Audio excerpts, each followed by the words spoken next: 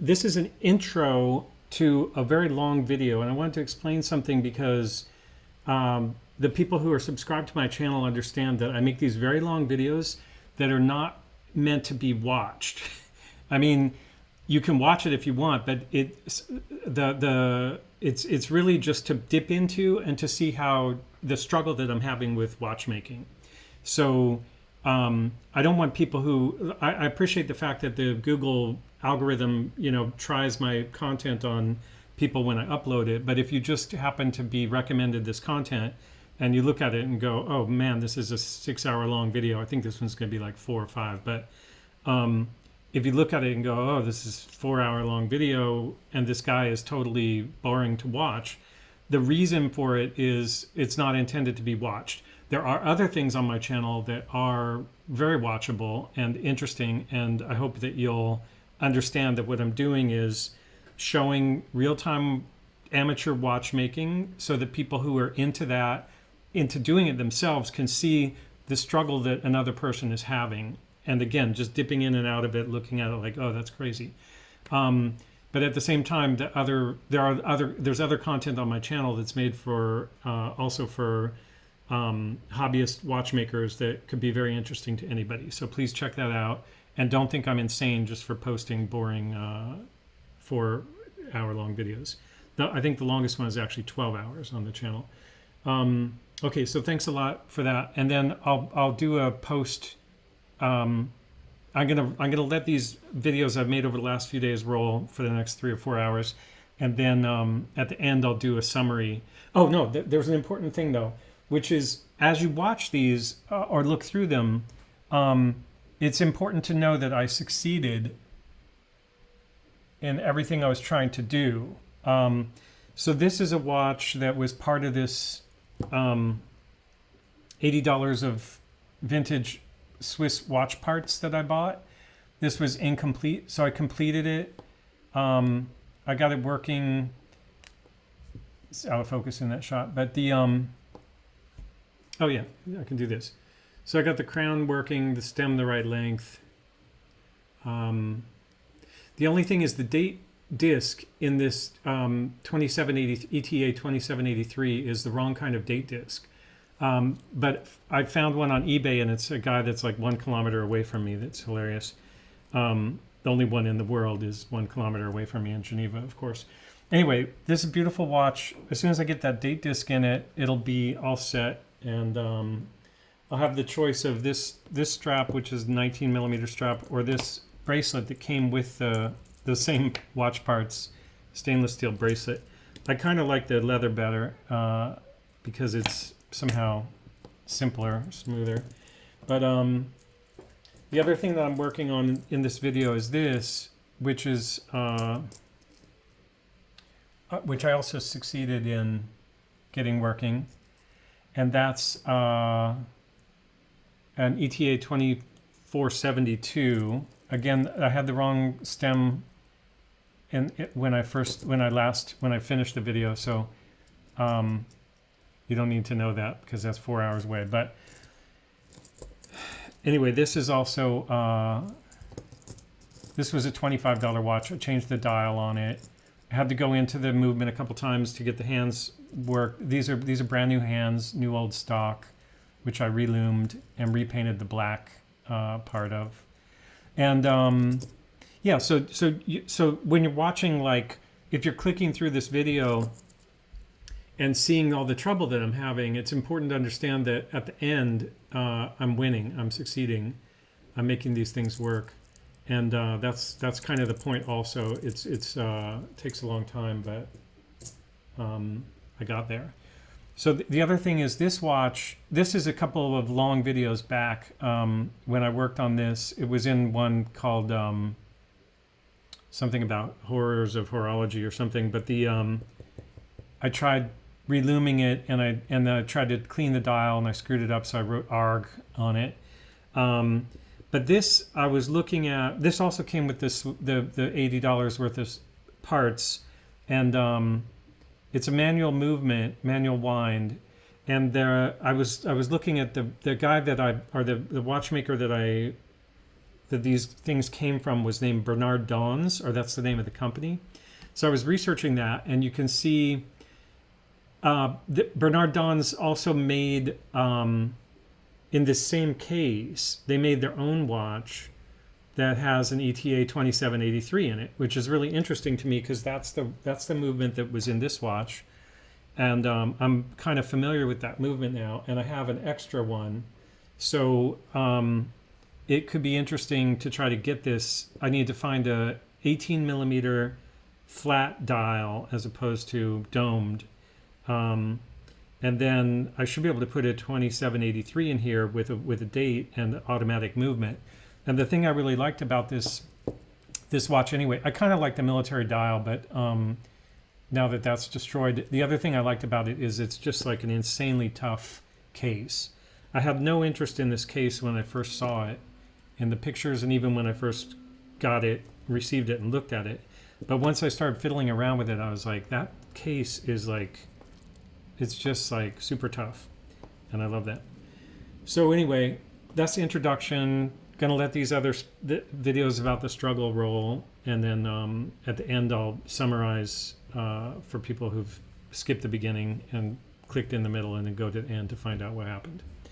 All right, thanks a lot. Please, if you're new to the channel, don't watch this, but please go and look at my channel index and find some topics that are interesting to you.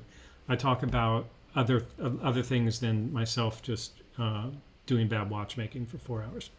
All right, thanks a lot. Today I'm going to talk some more about this. I'm going to put together this watch out of spare parts that came from this lot of $80 worth of Swiss vintage spare parts that I bought a while back and I did a video about. So in that assortment of spare parts, there was a almost complete watch which had this Catorex dial. It didn't have hands, and the movement was a 2873, but it was missing the hour hand wheel. So I somehow, putting other pieces together, I found an hour hand wheel, and that movement also wasn't working. I just did a video about fixing the 2783 keyless works. So I got it working again, and now the interesting thing will be to just put it back in the case. And I have some hands that fit the 2783 because they came off of another 2783 donor movement that I had. So I should have everything I need to do that. But I want to take a minute just to say, following up on this kind of history of Swiss watchmaking that I addressed in the video about the keyless works under the microscope. The watchmaker that I bought the lot of vintage parts, I didn't buy from him, but it was his estate or whatever that this came from. His name was Bernard Dons, or that's the name of the company actually. I started researching it, and it seems like Bernard Dons may have passed away in 1957, and the family may have kept his name as the name of the watchmaker, or there may have been a Bernard Dons Jr. I'm not sure, but it looks like the company survived up until the early 2000s. And somehow the lot of parts that I bought came from that watchmaker. And there was this watch that I was in there that I really loved, but I screwed up the dial on it. And this watch, it's badged Pierpont, but the case is identical to this case on this Bernard Dons that I found when I started Googling it. And the interesting thing about the Bernard Dons watch, this is an ad for one on Ricardo, is that it has a 2783 inside it. And this has a manual FHF 55, I think, or something like that. So I wanted to replace the movement. This is another one that went for 290 Swiss francs. So I wanted to replace the movement inside this with an automatic movement because the FHF 55 is a manual. So this gives me some hope that maybe this case is has the right dimensions for 2783, which would be a great movement for it. 2783 was originally released in 1974. It's the predecessor to the 2484 20. I have to pass on that. Anyway, it's a predecessor to the modern version of itself, which is like a 2824 or something like that. It's equivalent to a Salita 200 movement. So the 2783 was 1974. It was a bit before these modern ones, but the evolution of this, this movement with quick date as its main complication, secondhand and quick date. This is only one generation back from that, the 2783. So it'd be cool to get that into this watch. I'll deal with that later. But for now, I do have two of those movements working now, and I have one that's ready to go into this case.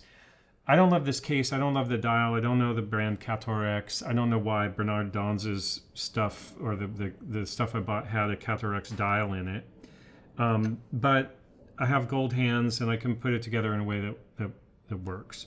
But I also wanted to show you just these Bernard Dons dials that came in that kit. This is a very small dial, and I'm not sure what movement it's for. The pins are in a strange position. It's not an ETA movement like that it belongs on. This is kind of a pocket watch or classical style dial that came with it, like enamel. And then this is a BDSA, which is also Bernard Dons Society Anonymous. And this is the one I tried to loom, and I kind of screwed it up. So all this came from this company here in Geneva called Watchies. And there's their contact info. They were the seller on Ricardo that I bought these things from. And I saw on their website that they actually have another one of these dials if I wanted to get it. It's not ruined so badly though. It's just not very well loomed. I could just try to keep looming it with heavier loom.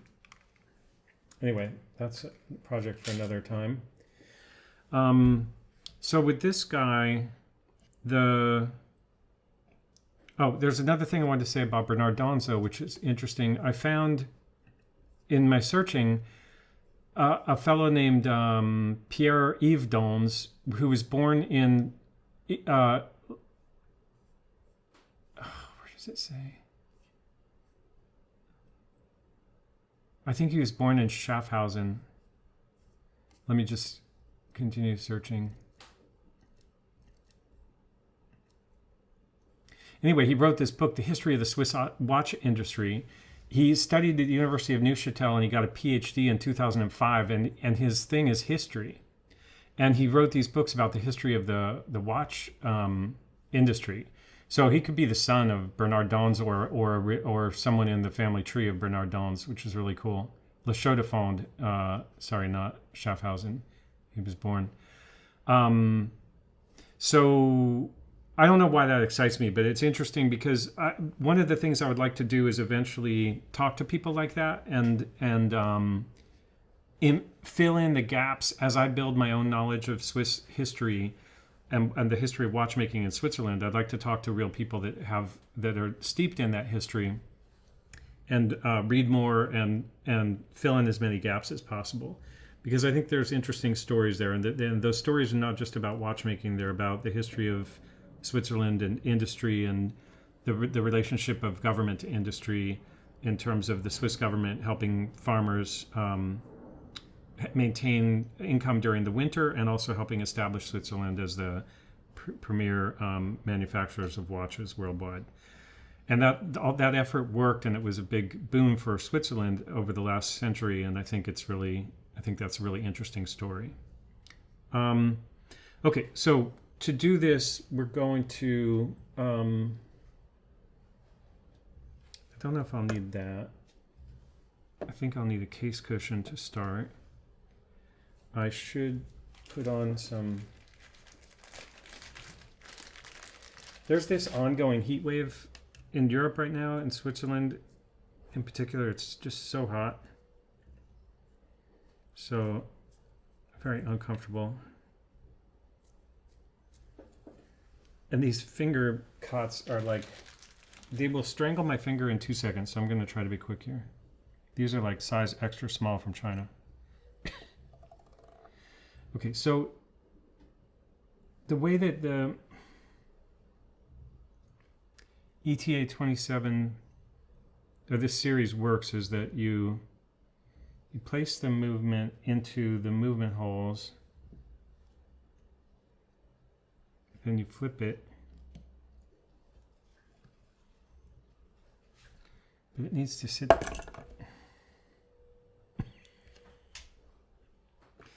That's not a problem that the hour hand gear comes out. That's how they get lost.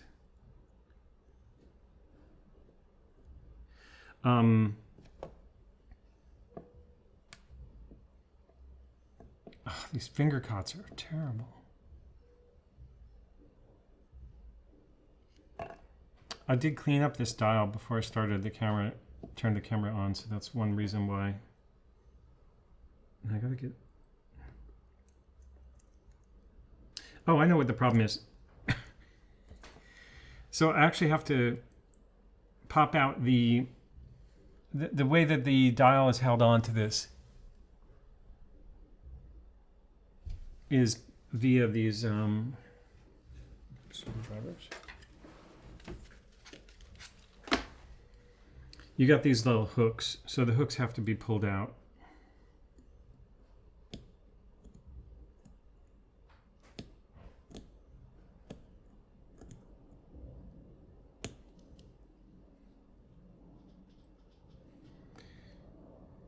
And there's another one on this other side.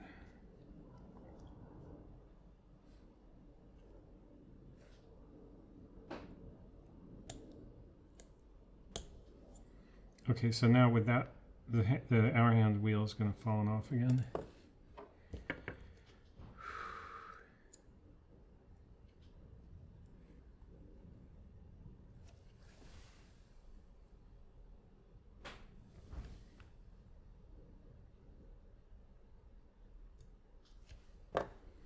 Okay.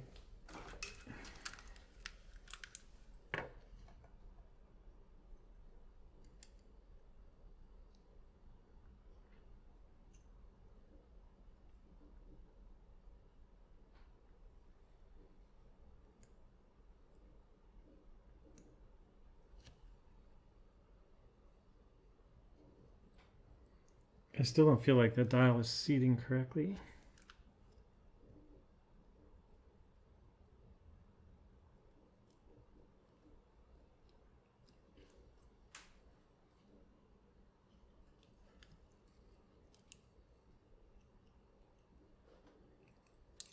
Okay, start over.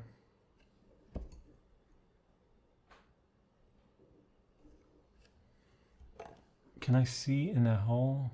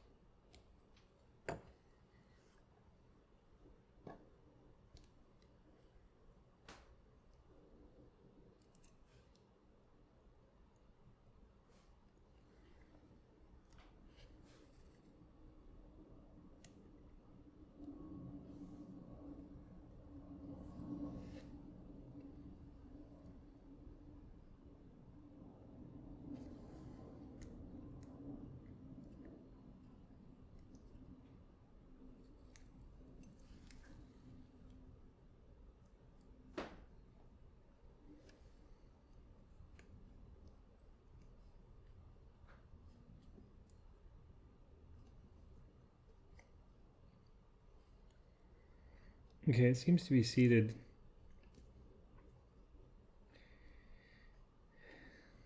So now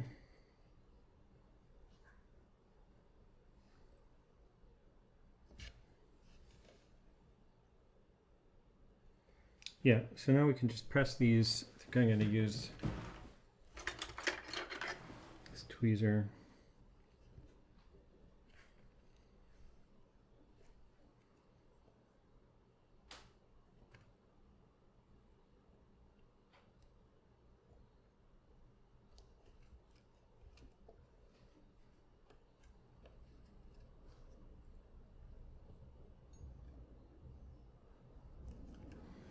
Okay, so now the dial should be held in place, and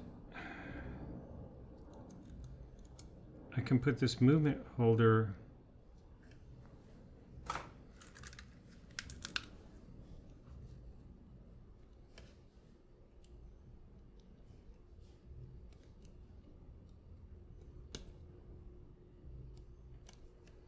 and then I've got some screws ready for that.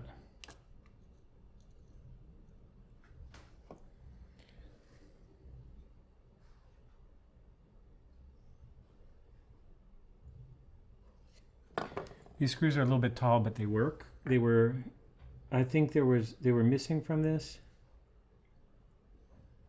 So I just found some screws that were the right thread.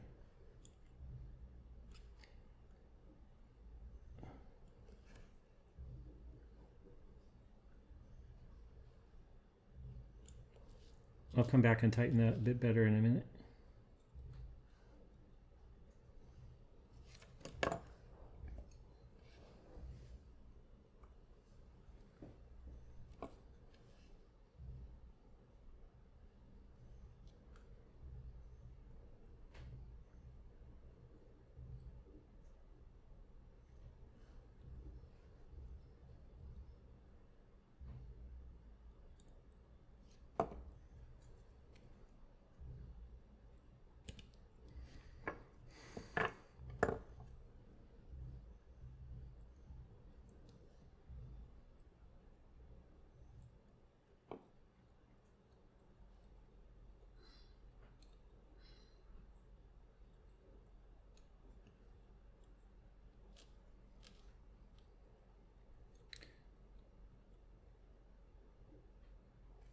So I think when I'm doing this kind of work, like this watch is just,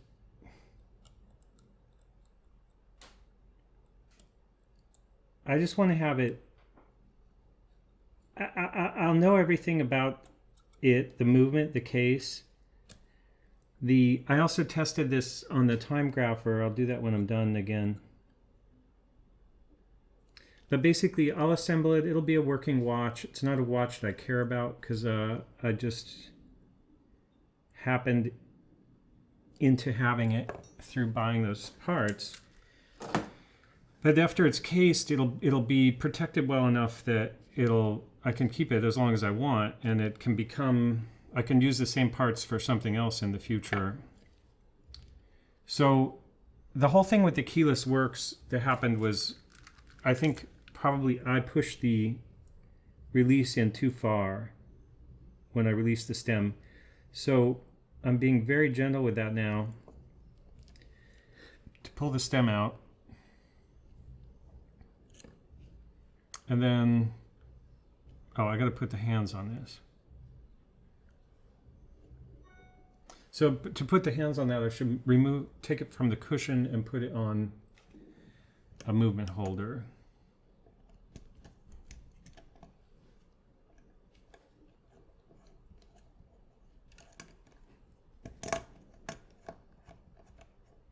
I've ordered some better movement holder, but I haven't received it yet. But this is well protected because it's in this case clamp. So I should be able to grip it pretty well. Even with this. Okay, and then, oh, the other issue is going to be these hands, making sure that they don't hit the indices, because the indices are really huge on this. Really tall. And then it's got the date function, so I'm going to need to align the hands with the date.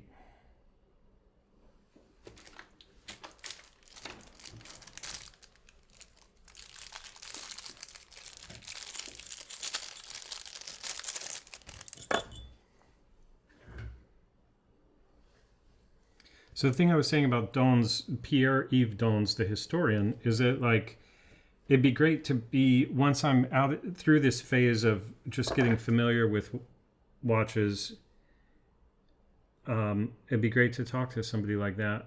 I just don't feel like right now. I feel like my my YouTube channel is kind of not serious enough yet. And it's okay to be, by serious, I don't mean it can't be funny. I just mean I have some duty to learn a bit more about.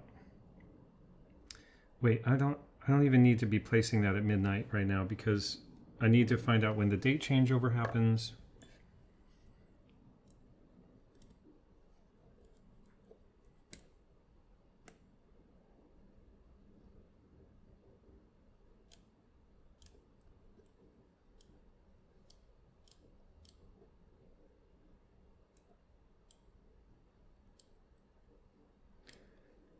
Now, the problem is, I don't really care though. Again, this is, okay, so I'll set it for an arbitrary date, but the window doesn't line up, which is crazy. I guess this required some kind of special date wheel. Or I put it together wrong, but I don't think I put it together wrong. But that is strange. Winding, date, and setting. Okay, so now I forget which way you go to, I think you go towards it, to go forward.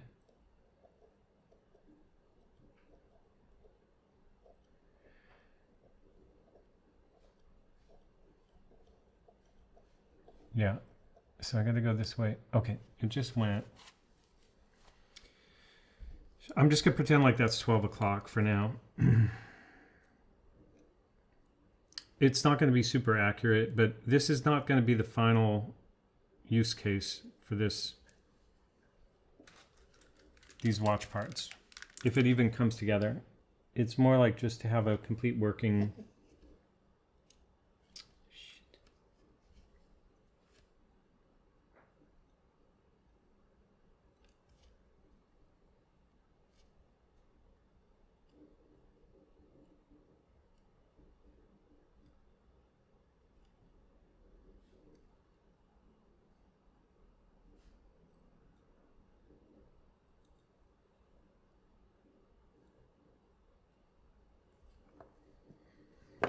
Just don't want to get anything metal near that dial.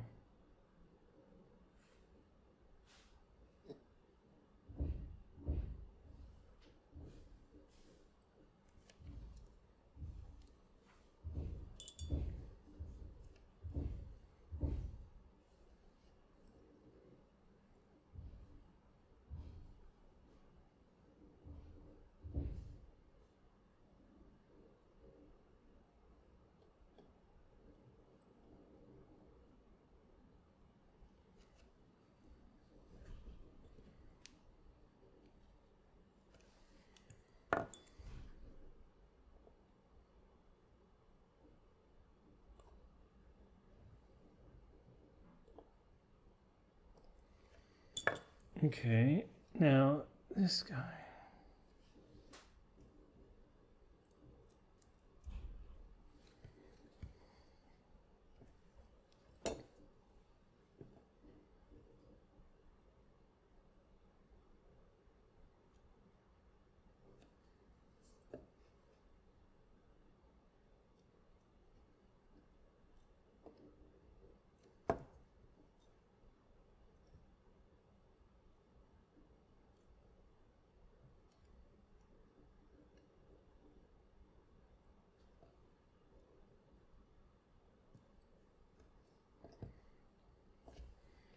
Okay, first of all, I have a feeling that this hand needs to have a slight bend up to pass over the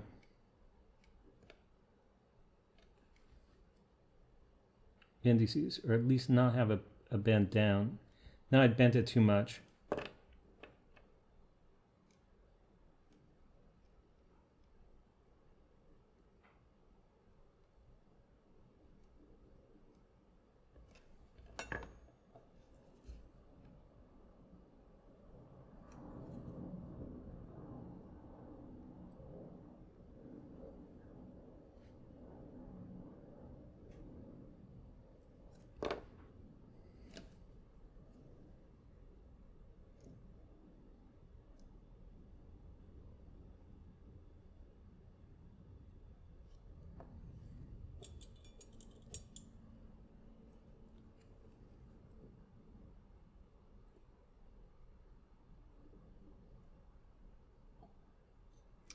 Ah, that was not deep enough.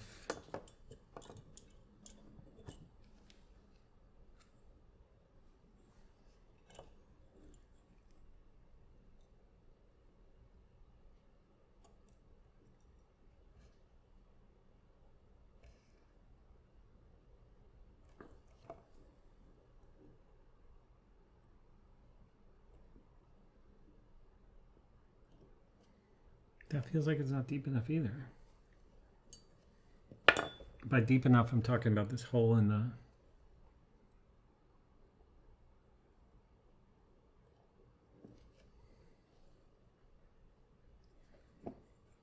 And then the hand has to be on so that it will pass over.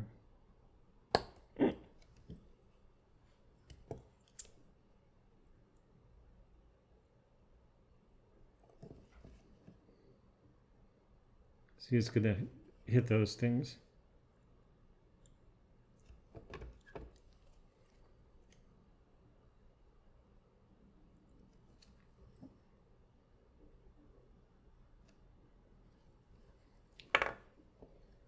So I don't know what the idea behind this super tall indices is. Maybe you need to use a hi-hat, need to use a high hand movement with this.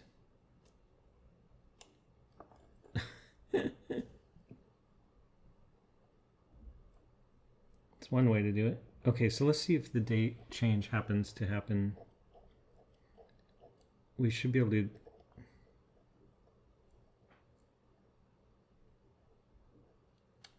That's not bad. Just the fact that it doesn't line up is weird. Okay, second hand.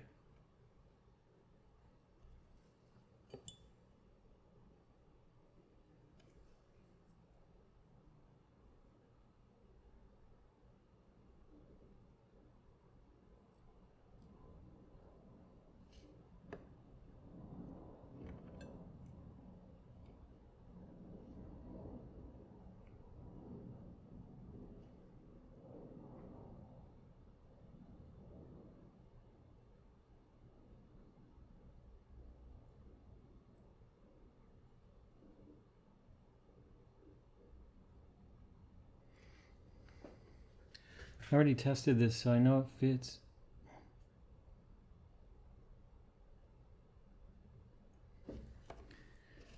It's going to be the same problem with bumping into the hand, but first let's try to just get it down, seated correctly.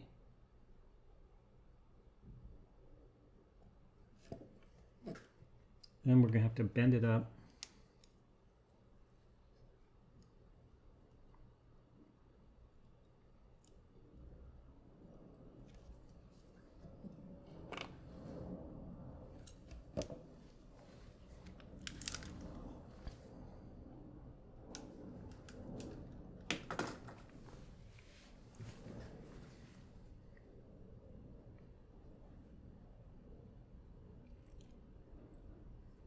I think that's going to be fine.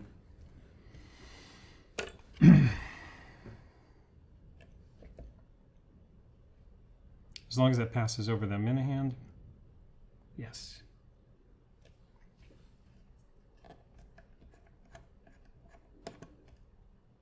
Okay, now it's a little bit trickier to remove the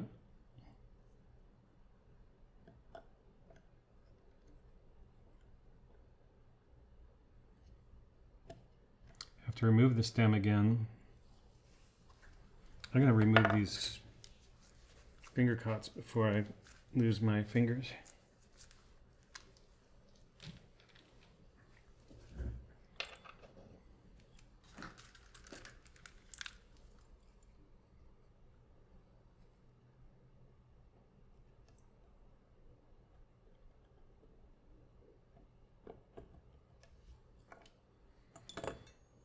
Okay, now we can just slip this. How about this? Put this on the cushion.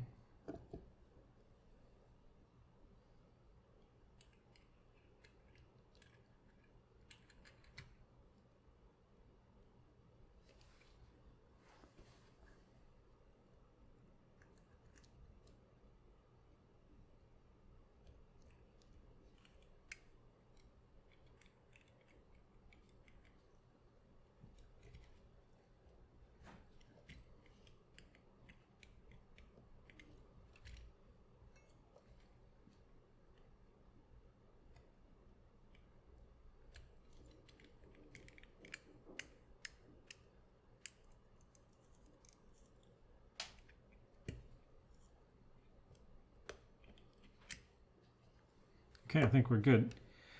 Now this is a spring that goes in the case back, and that keeps the movement from rattling around when you close it. I already put a 0.3 millimeter gasket on the back of this.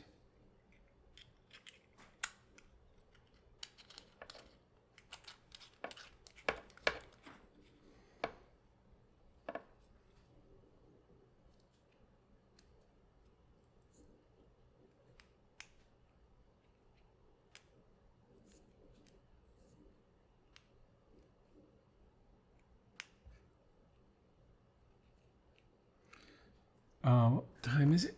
7:20 p.m.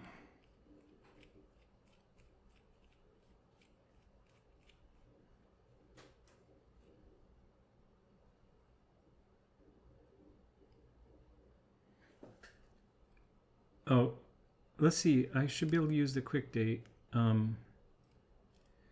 Today is the 3rd.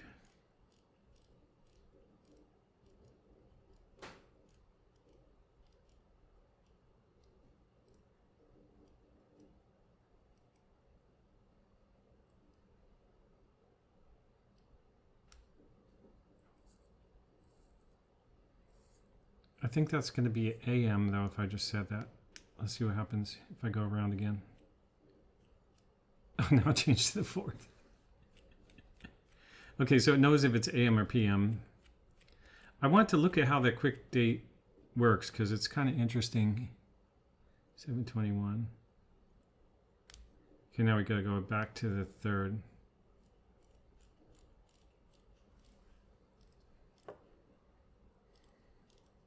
At least that's fast.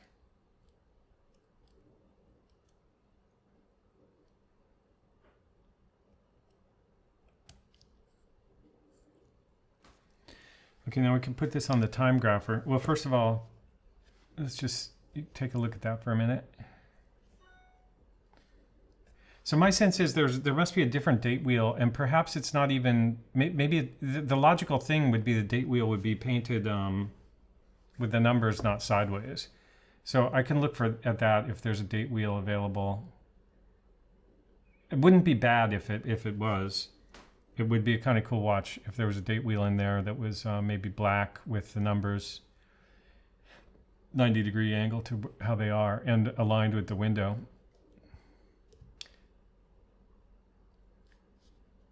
Okay, so we're going to put that on the time grapher.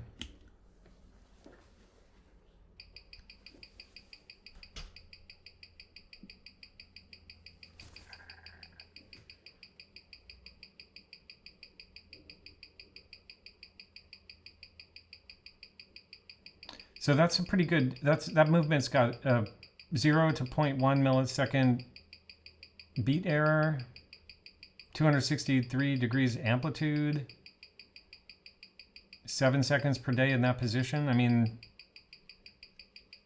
that's pretty good analysis by the time grapher.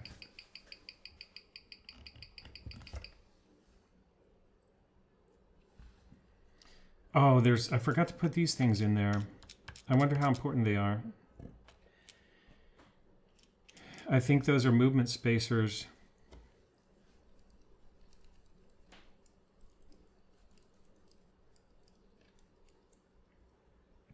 They probably go between the movement and the dial, so when the dial is compressed, it has the right backing. That's just a pain to do now. I'm not going to do that. I know what they are. I have some for the other 2783, so I'll just, when I open this again, I'll know that I should take note of that. Okay, so that's cool. That's like the restoration and recreation of a watch out of spare parts. And the other problem is the stem is a little bit too long, which means the correct stem for this may be on this other movement, which is another thing I could change another time. Today I'm gonna continue with some of these projects that I'm trying to wrap up. In the case of this project, this was an ETA 2472 movement that I had ruined the dial for it originally from too much cleaning, and then I found the same dial again, and so I want to put that dial on it, put it back in a case, and have that watch complete. And the only problem is the 2472 ETA 2472 has this this gear that connects to the cannon pinion that it needs to be press fit, and you can't press fit it when it's, as far as I can tell, you can't press fit it when it's in the movement, the gear, this brass gear in the center. So I have to remove these parts to get that off, and then I don't understand why it always slips out. So I'm going to examine that in some detail. And the cannon pinion is this thing. So that goes on top.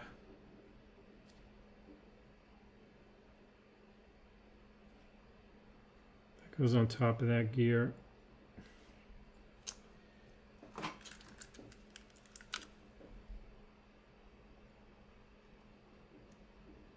And then the cannon pinion moves the minute hand.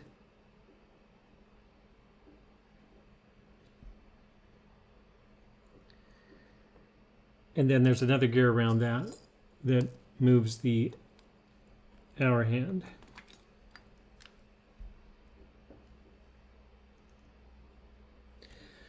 But in order for this to work, the cannon pinion has to be press fit into that gear on the bottom there. I'm not sure what that's called. So I think the best way to start here is I've got my microscope now.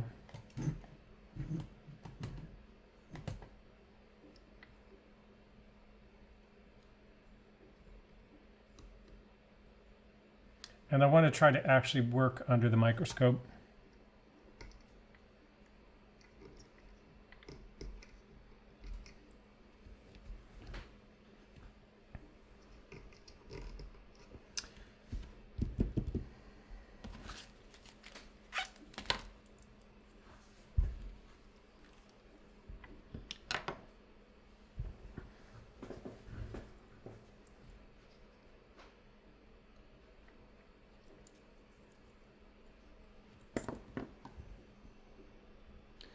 So the cannon pinion is inside this gear right now. So just want to push it out.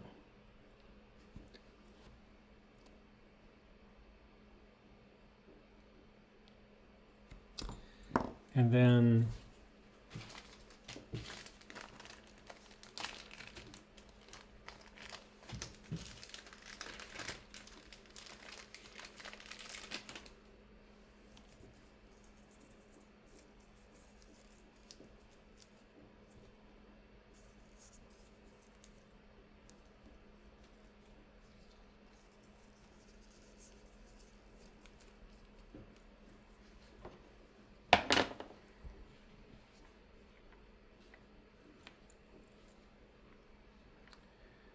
so is it possible that I could get away with, I think I have to take off both of these plates.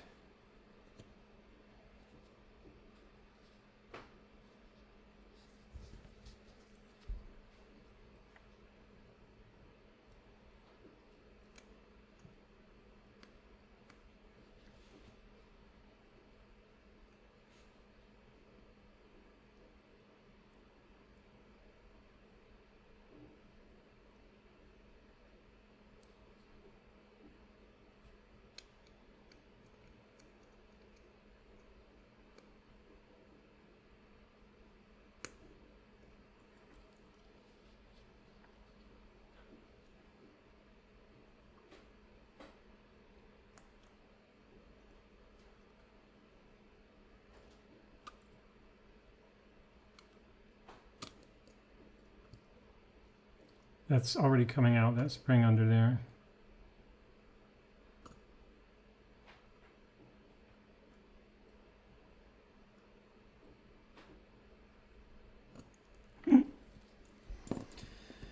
Okay, so I'm not sure where that screw went. Did it go inside there? No. Okay, so first we're going to just take these screws.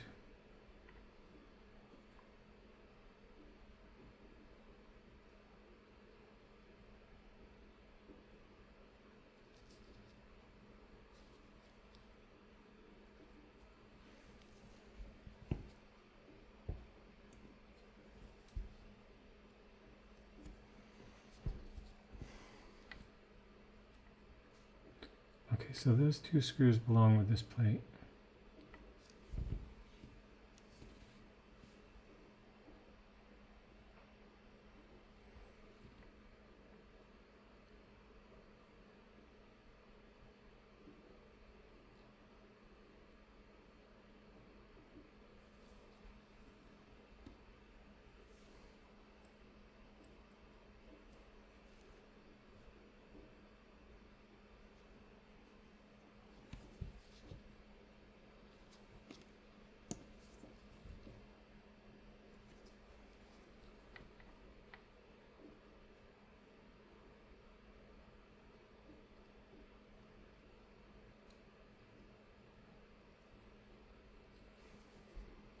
I almost need to watch the video back to find out what happened to that screw, but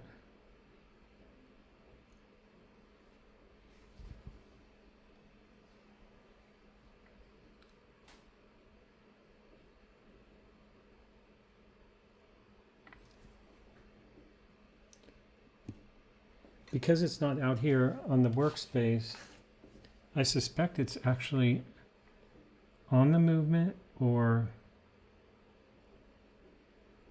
in the movement somehow.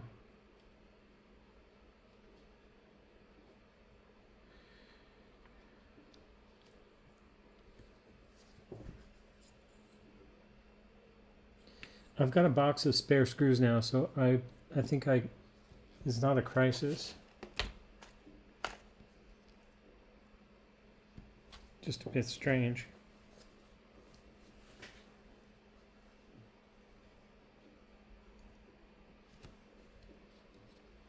Okay, so anyway, I'm going to continue.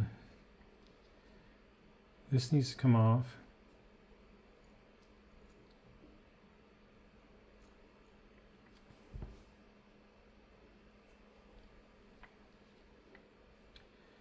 And then this gear needs to come off.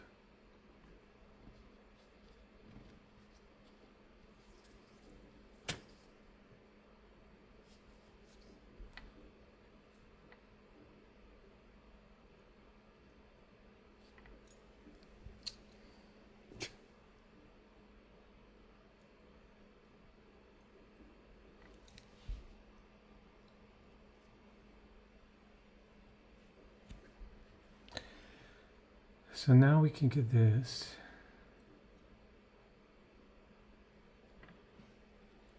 And then set the movement aside.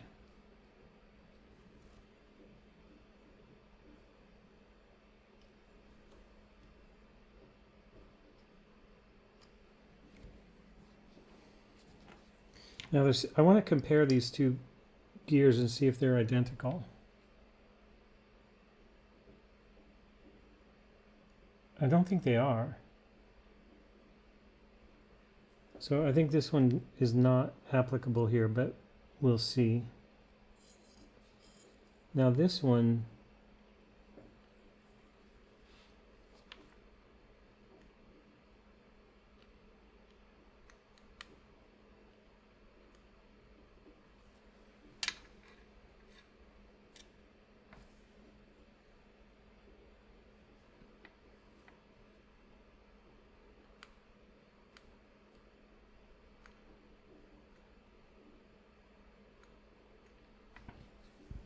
geez.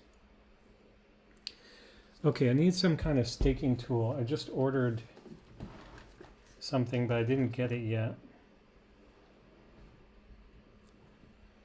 What I used before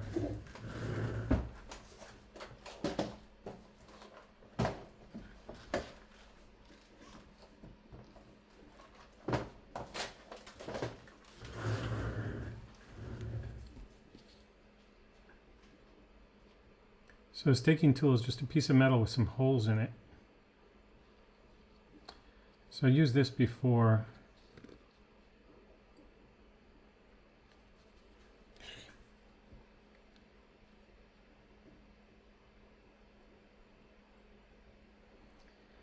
So I can drop that in there. And then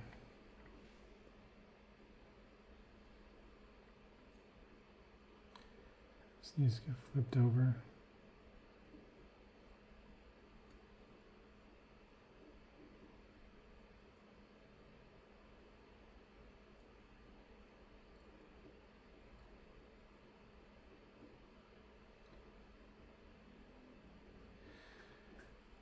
So I'm not sure, does that look like that would fit there?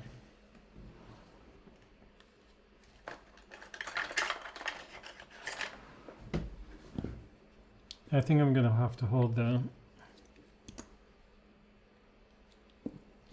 base plate staking tool more firmly than on a cushion.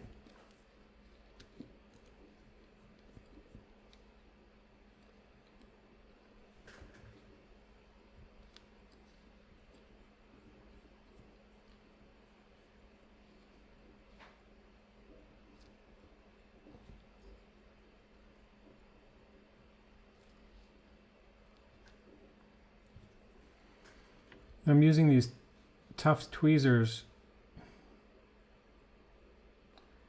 because they won't bend, and if they did, I don't care, because I really need to force this down.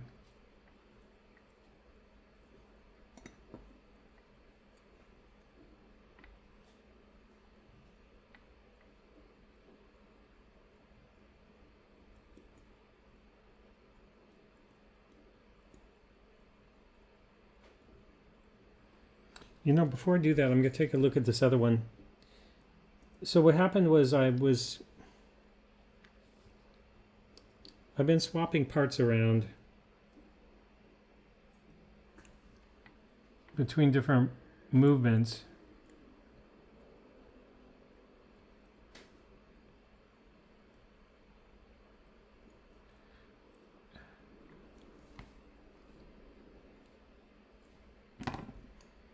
And when I saw this gear that looked like this, I thought, oh, maybe that'll work. And maybe it will.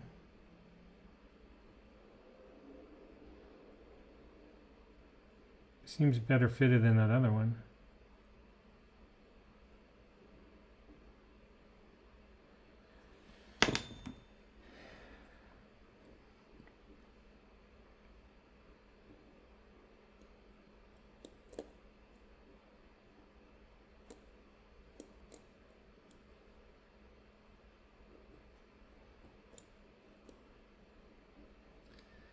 So I'm guessing that this, ooh, there you go. I'm guessing that this arrangement with the press fit cannon pinion was changed after the ETA 2472 because it's not a great system. Must have caused a lot of grief for a lot of watchmakers.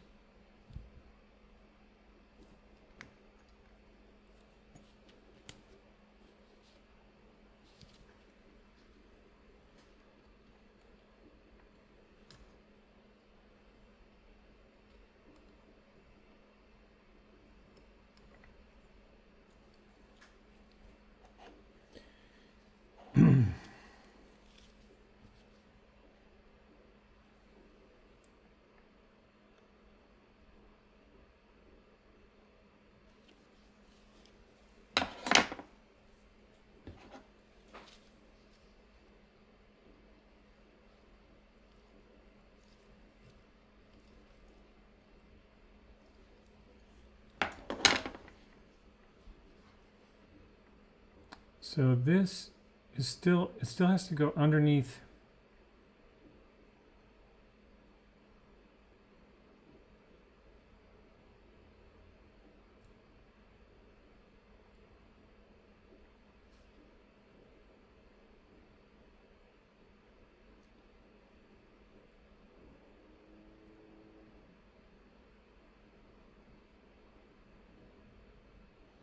I don't really understand how this could be any more difficult.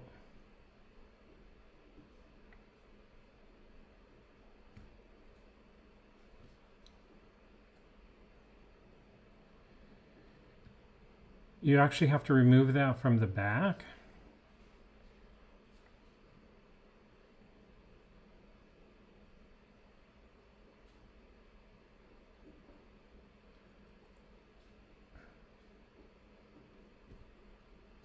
That's probably not great what I just did. I probably also had some gear that needed to be under there first. Is that right? No. Not sure. What goes here?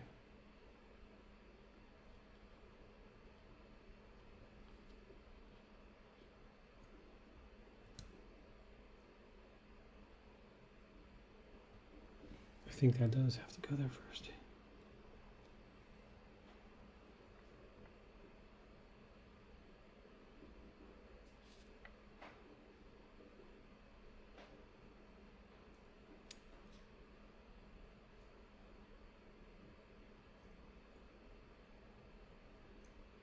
Is that right?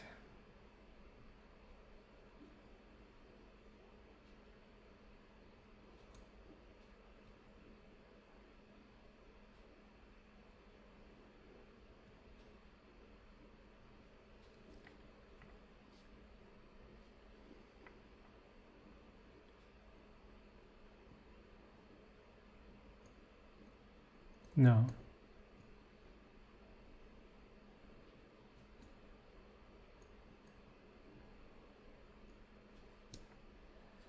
I'm getting so confused. Is it possible that that gear and that...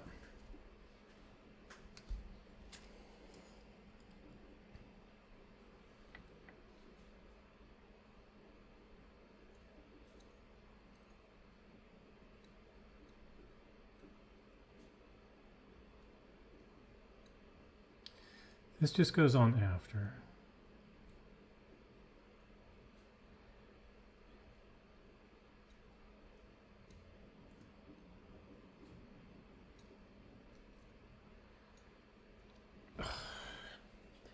So I just want to make sure, since I'm swapping these two gears out, that they are the same. Kind of did this before. Oh, they're not the same. Crap. So this is correct for that, but it's not correct for that. So this, yeah, so that's the problem. I have an additional cannon pinion.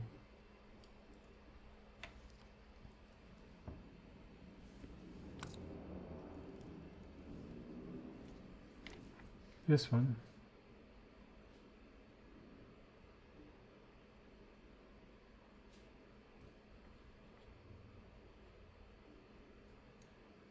Okay, so we're getting closer though.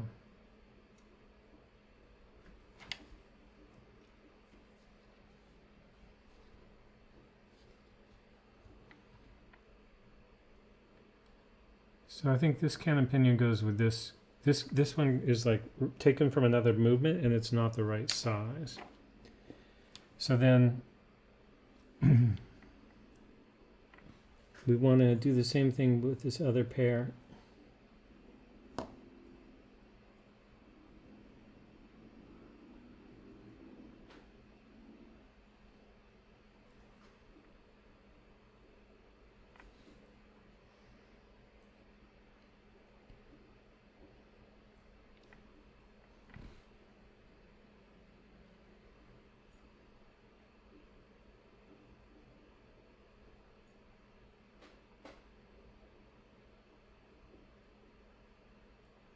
Can't remember top from bottom here.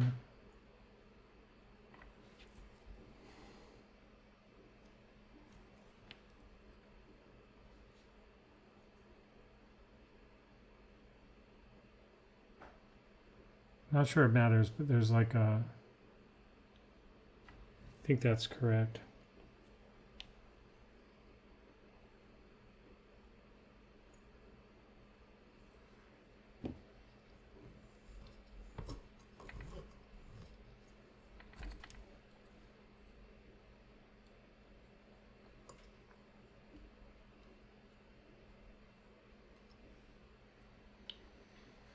Now,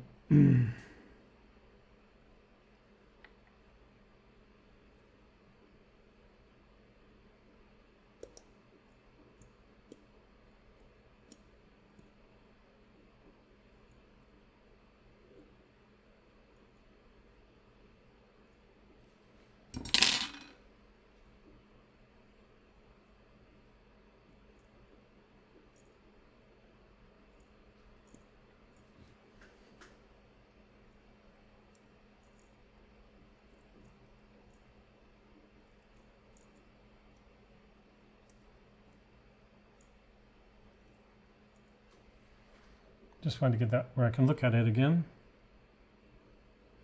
Yeah, so see the wear on this gear tells me that that's the right way for that to be connected there. Now, this should be easier. Yeah, see, there's it meshes with the gear down here.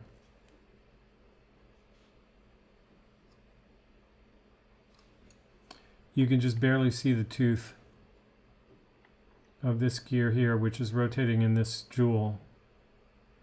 So that's an easier fit. And then you don't have that conflict over here. So this is all correct. So now we can put this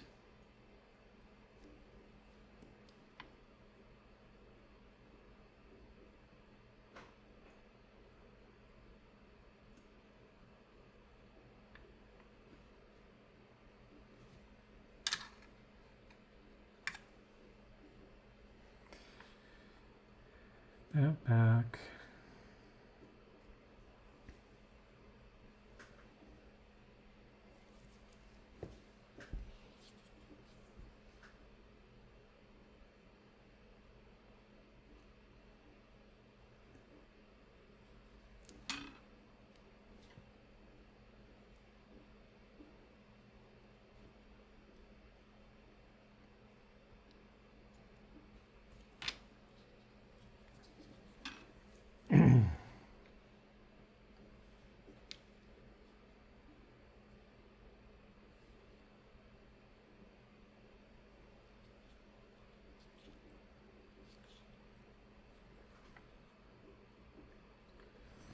Okay, so now we've got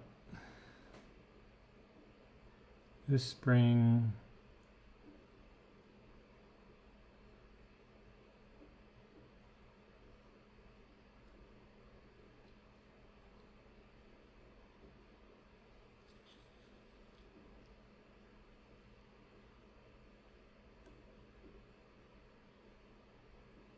Got that spring backwards.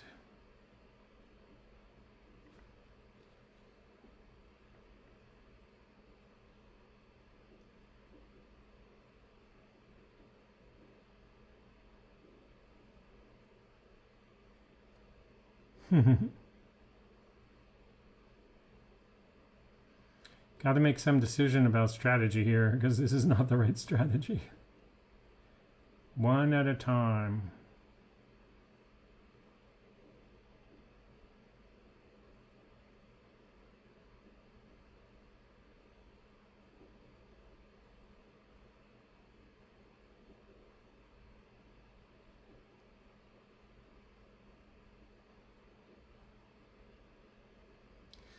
I did have a theory about this, which just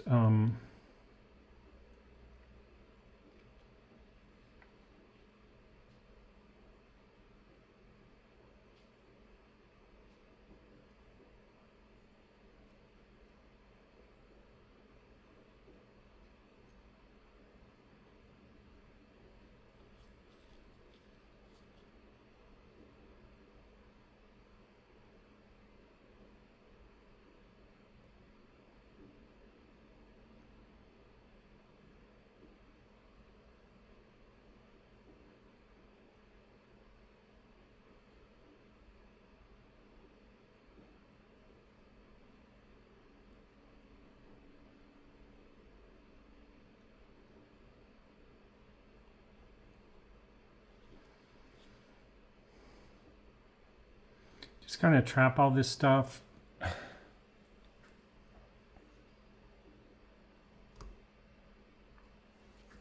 partly with the plate. Where's the plate? Here.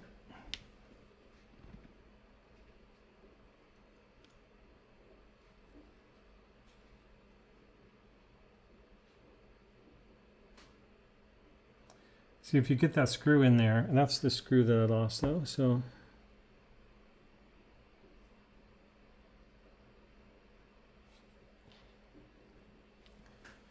Let's see if I can, I remember before that these 3 screws were identical, so.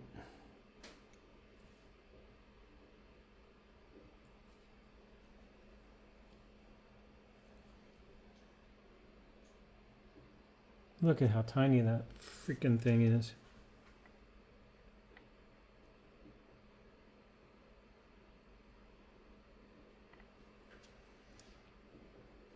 So basically I have to try to keep a grip on this and then compare it with what I've got in these spares.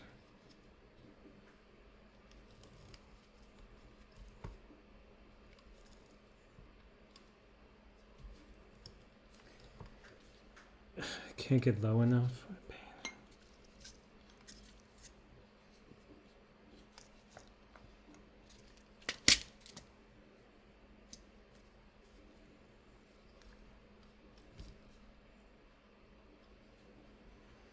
Okay, I already see one. Where's that guy?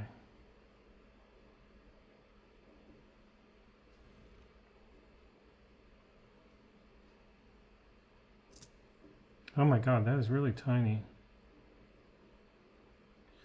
Okay, I think I remember there were some tiny ones over here.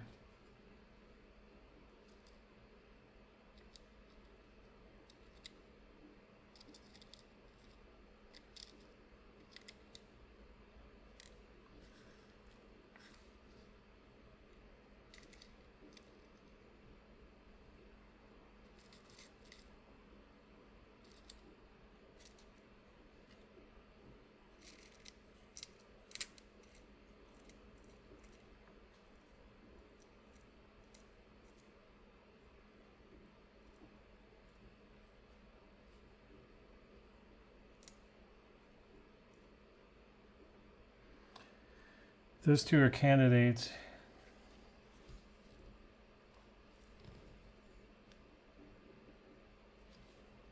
So let me pull this out. And then grab a couple of those.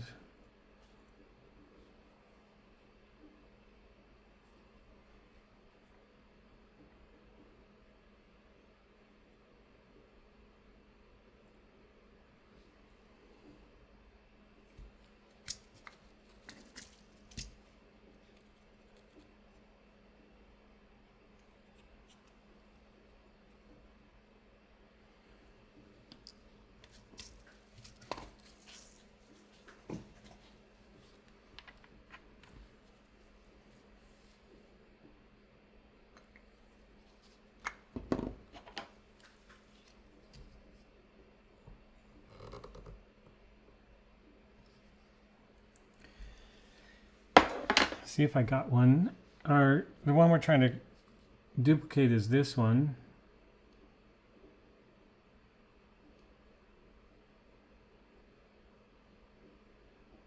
It looks very similar, except this guy has a countersunk head. Oops.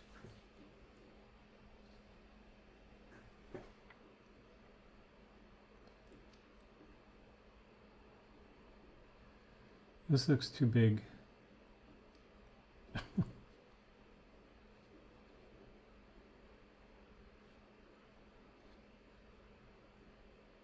Yeah. So that's too big.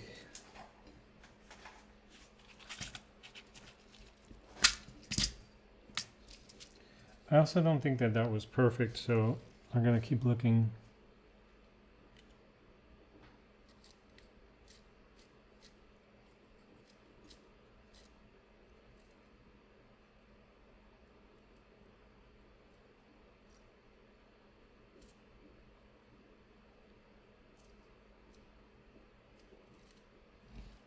This one looks also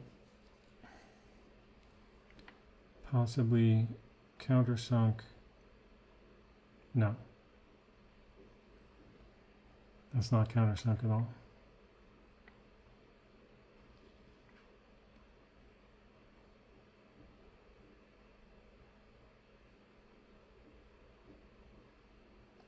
I think I should try that.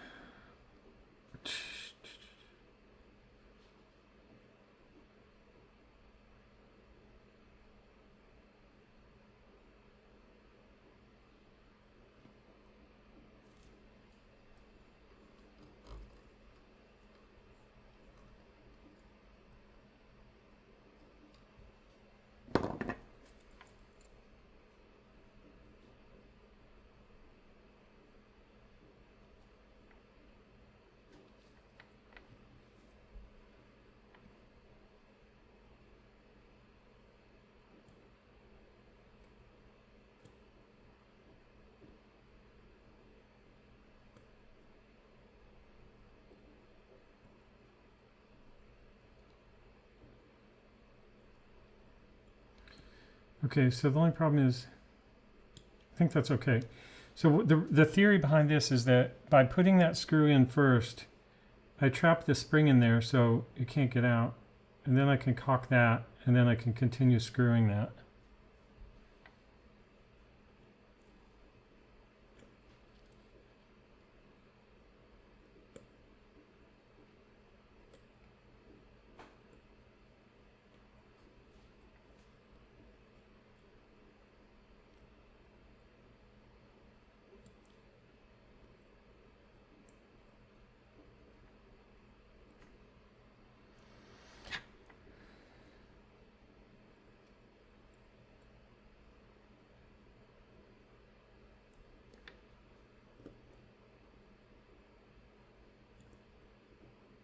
That seems good.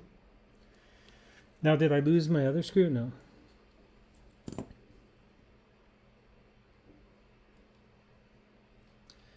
So we need that screw and this plate.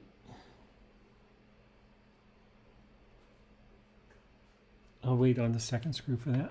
Okay, so that plate goes over this.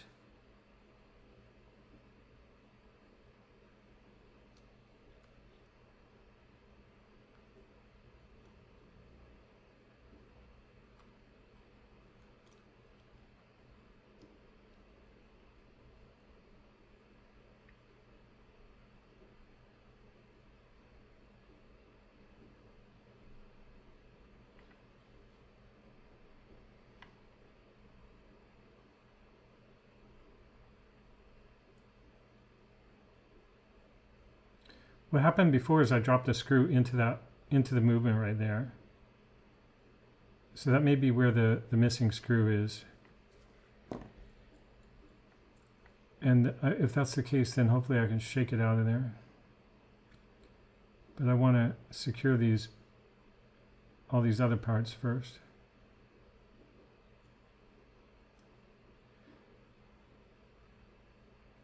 Is that even catching? Not yet.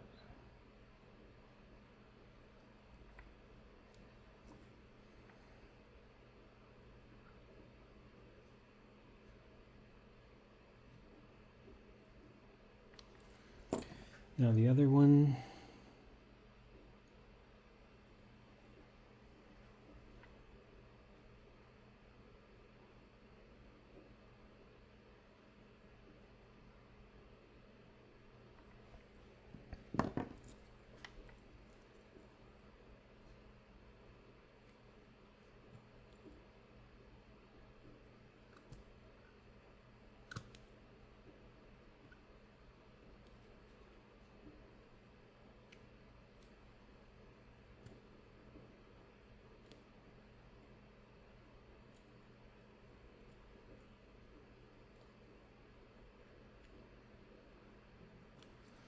Okay, so now I'm gonna, what?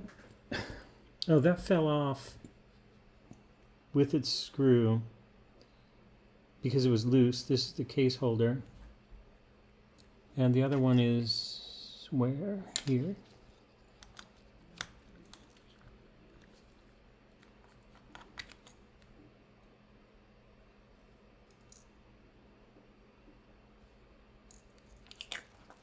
So that's okay. Now I want to see if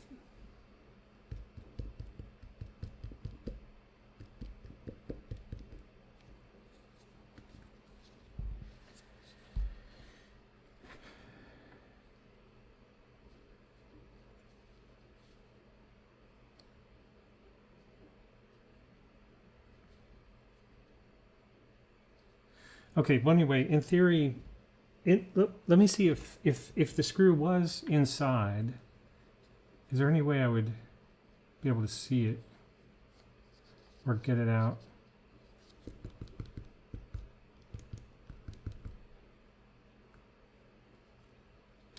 I got the finger cuts on this hand and I'm doing everything with the other hand.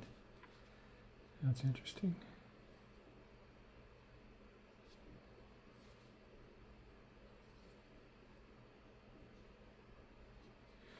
I can just put a wind on it and make sure it works.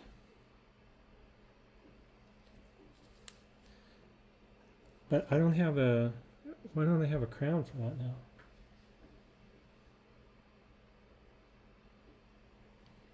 That's a drag. I mean a stem. 2472 stem.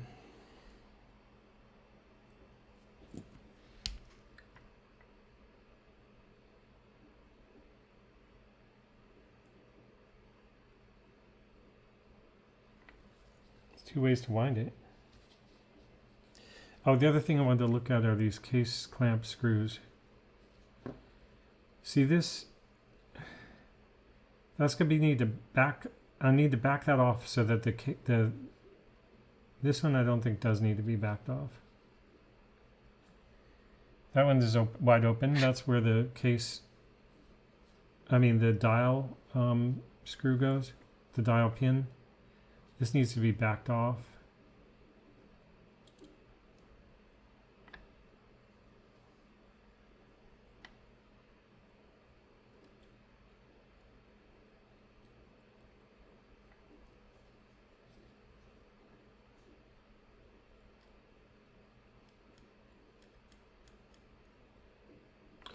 Okay, and then we can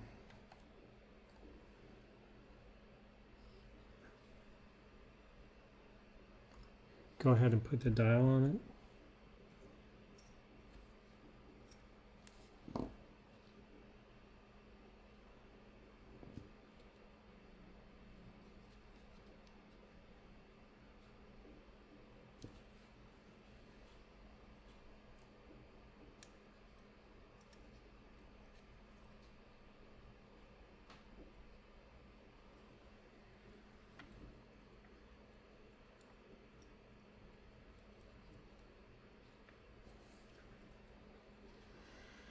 Now,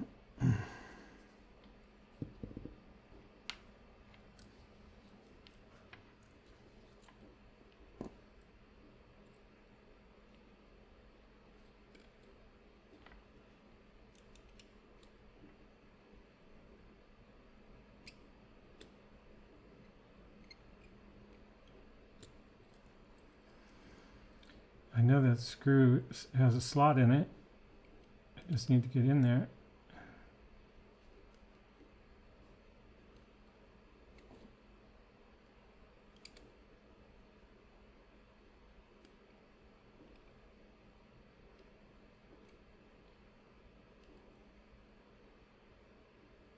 So you see the pin on the back of the dial there? I'm just trying to screw that in.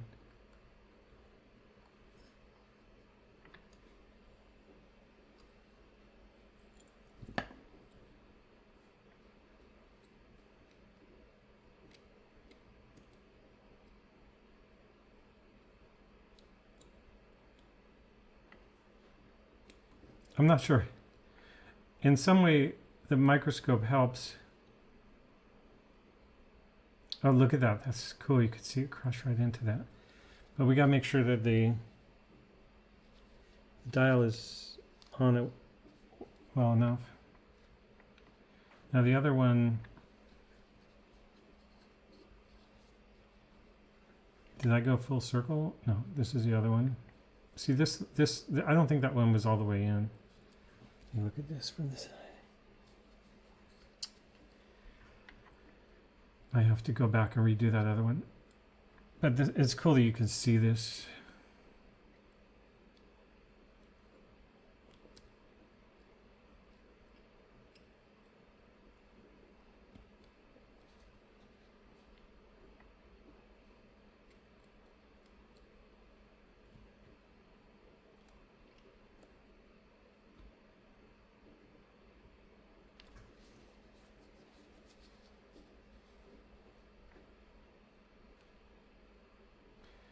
Now what I'm worried about over here is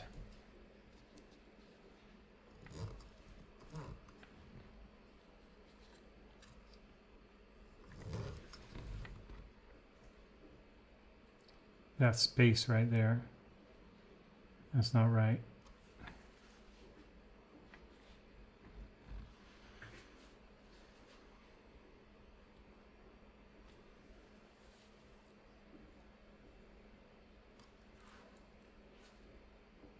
So you see the dial pin and the screw, and the screw is holding it in. It's not pushed all the way in. So I need to loosen the screw.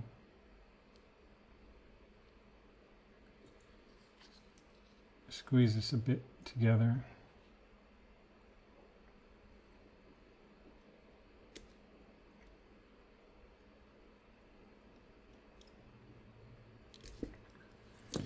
Ugh. Okay, anyway, we're getting there. It's interesting, without the microscope,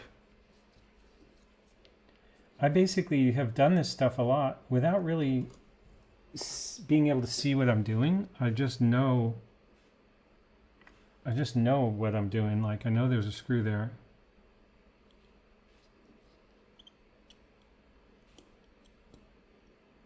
I think that's the one that's already tight.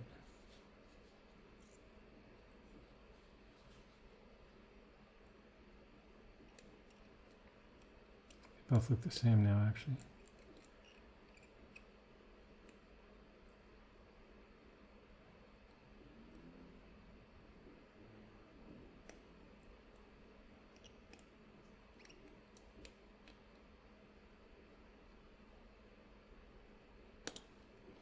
Okay, I think that's tight. So now I can wind this.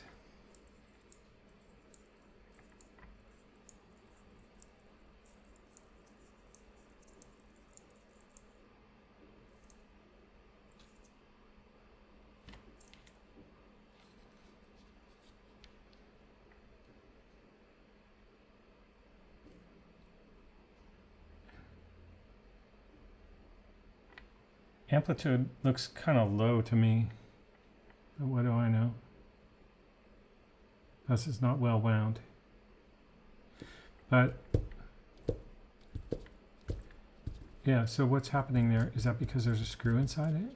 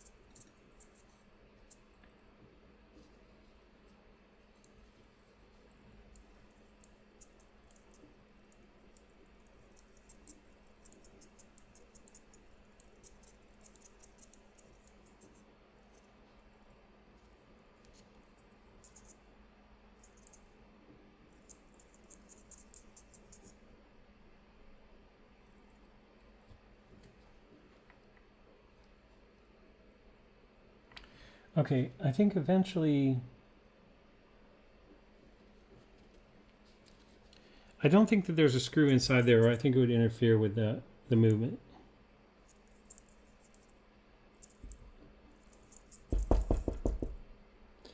So I think we can go ahead and put the hands on this, but I'm going to need a stem. And the only other 2472 I have for reference is this one.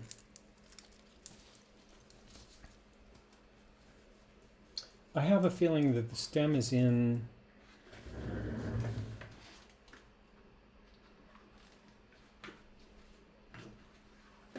this was another case I have for 2472.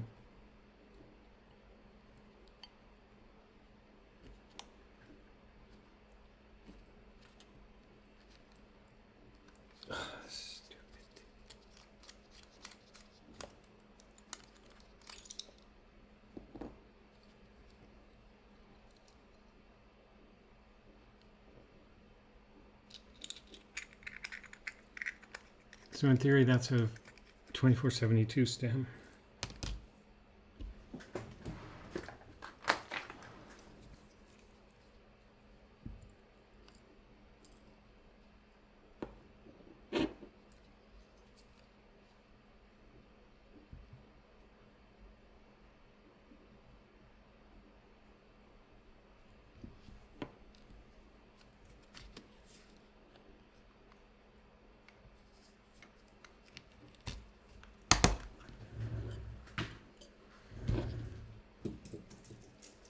Saves having to open that for comparison, assuming that this works.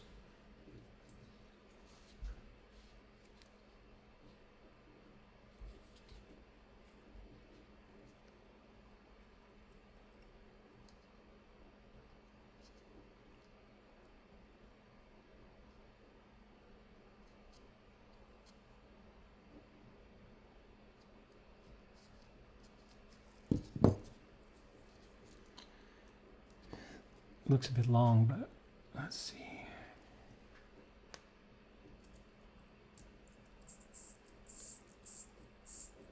Winding works.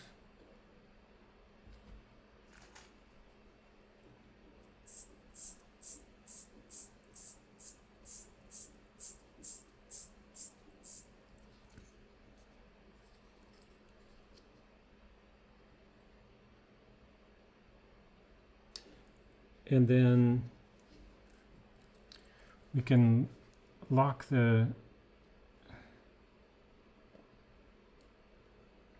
then we need to lock the stem in there so we can do some setting. So we need to find midnight.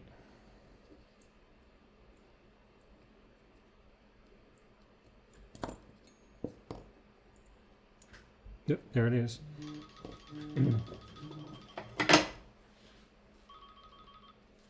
Hello?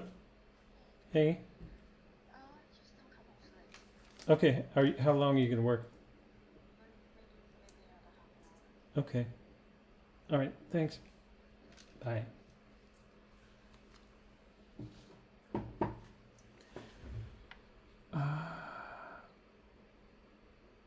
Okay, should be around midnight now. So these are hands that I got.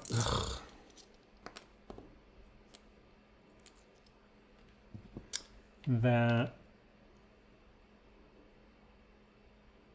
these were eBay purchase.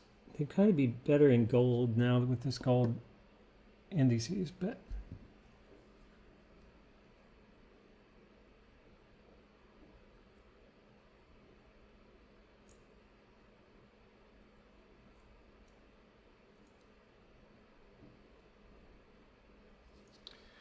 I feel like that's going too low.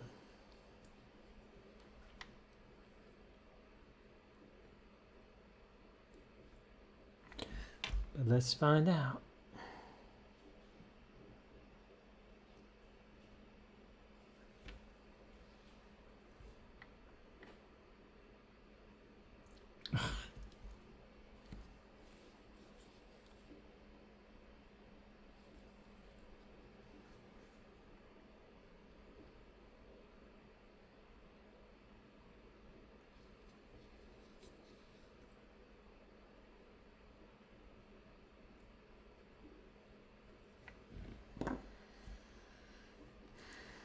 use something gentle to slide this over. Perhaps Radico would have a slightly better grip.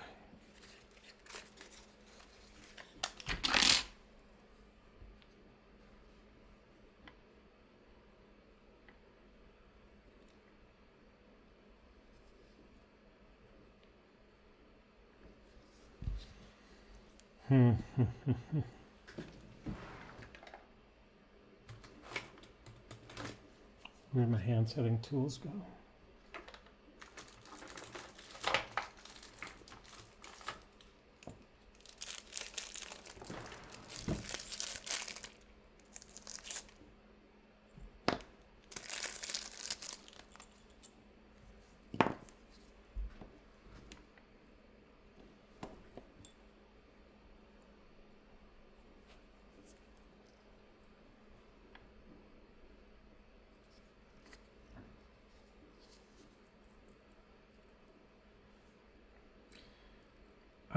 In my other video where I was talking about this dial, I said I misidentified it as being Bernardon's because it says BE on it. I thought it said BD, but the for Bernardon's. But then I Googled it, and it turns out he did make this BE. Okay, I think we're in trouble. I gotta look at something here. This movement's been had its parts swapped out.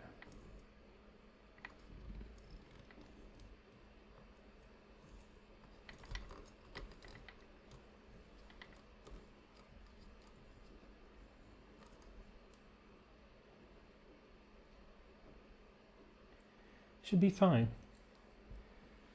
I just thought maybe the height was stacking was wrong. Is that 12 o'clock hand moving? I guess it is. Let's see if it's attached. Yeah. So the date just changed. Let's go back. And then watch the date change again.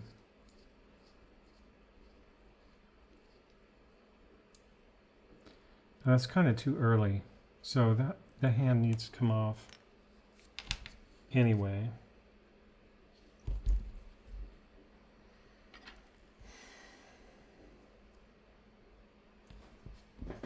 These little bugs are coming in. Okay, so to get that hand off, I'm going to use that. I have a hand lifter on the way, which I don't have yet. This is very tricky because this is very flat to that dial.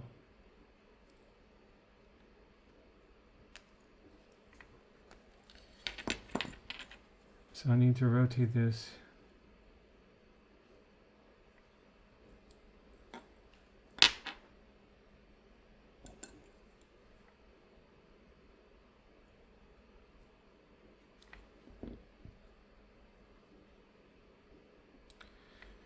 Don't know what that smudge is there. Okay, let's try this again. Back. Forward.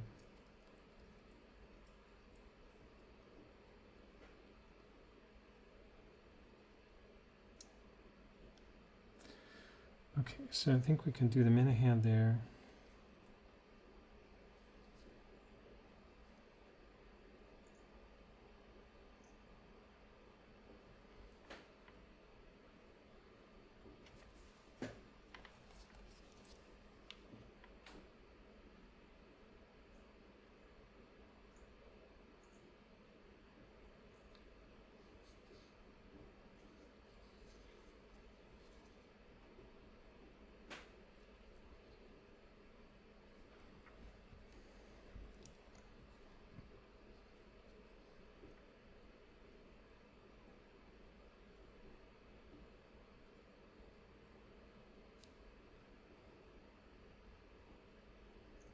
Ugh.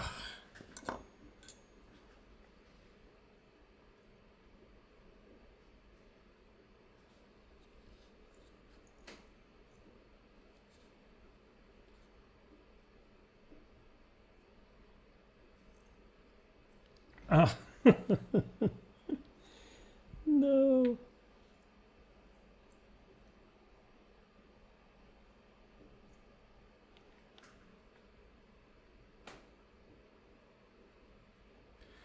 I would like to say that the fact that I'm filming this is making it 10 times harder. But it's just difficult.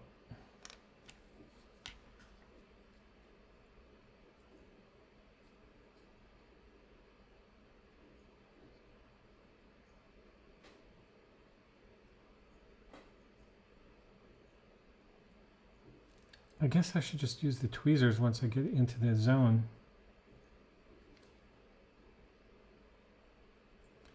Because the Rodico's sticking like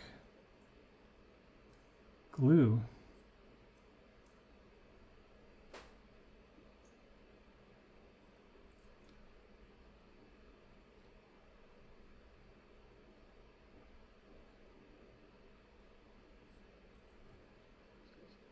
I have to keep compensating for how much time has passed. I've been messing around with this. Has it been 5 minutes? I don't think so. Ugh. Okay, let's try this with tweezers.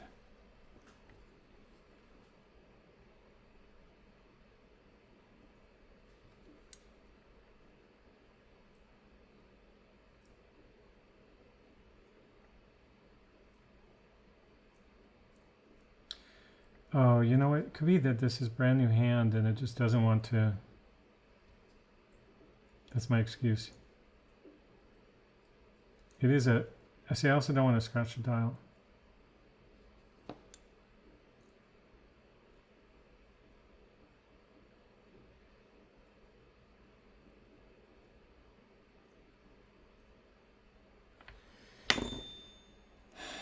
Now I need. I think I can use this metal one.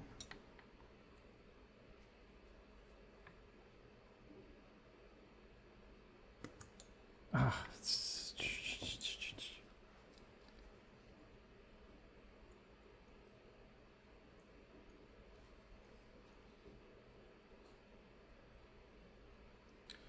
you can basically see that the hand is the right size.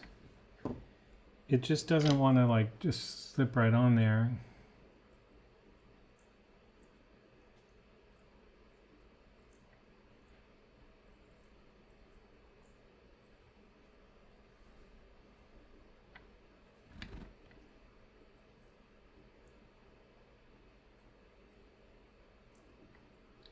Just flip over now.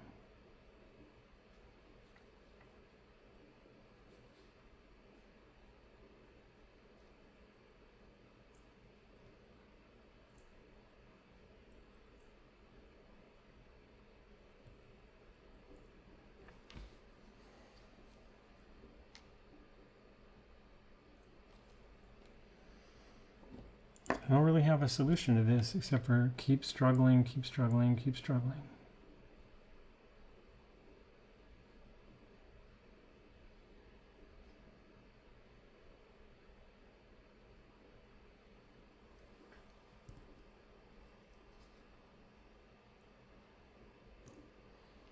Just doesn't want to grip.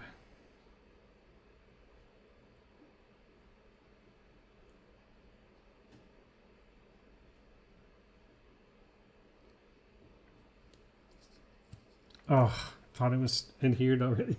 You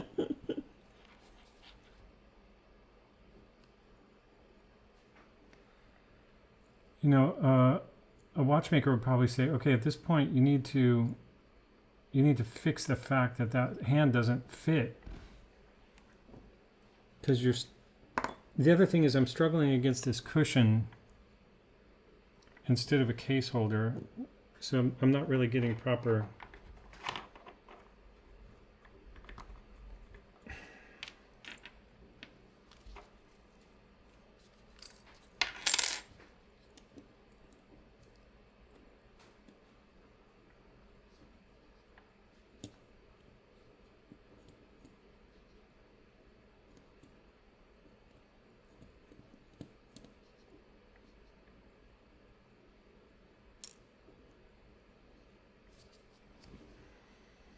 See if I can get this now.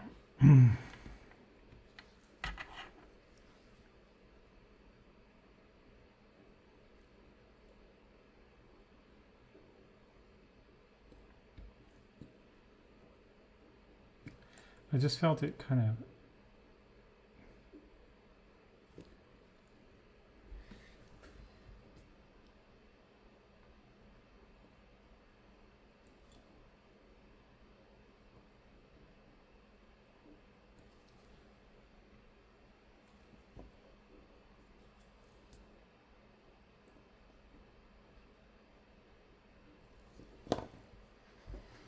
Is that kind of working?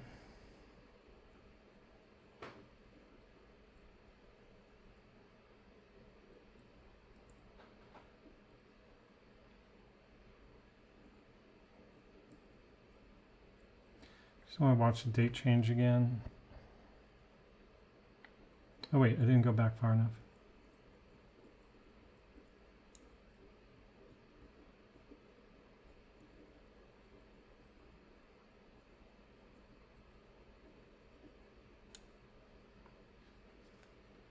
Yeah, so the freaking minute hand. I don't like the fact that they're not aligned. I don't mind that the date happens too early, but they're not aligned.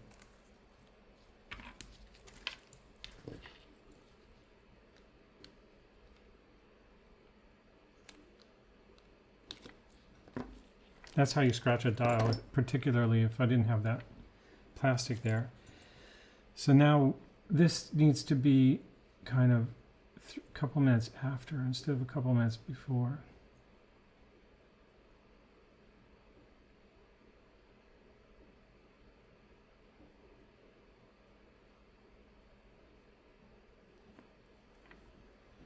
And then press it on with this.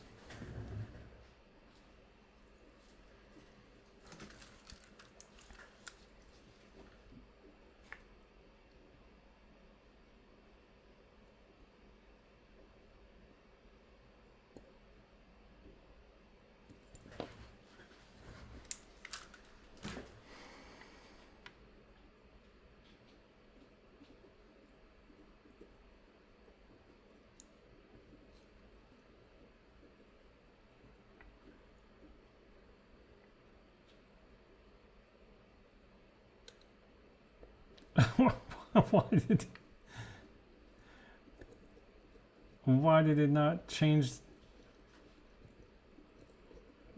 What's that all about? That's a freaking nightmare. I've never seen that with this movement before. Could it be?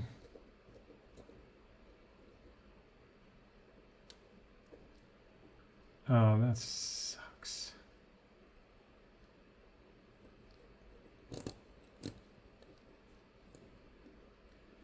Is that? I don't know what that is. Oh my God. I've been through this before.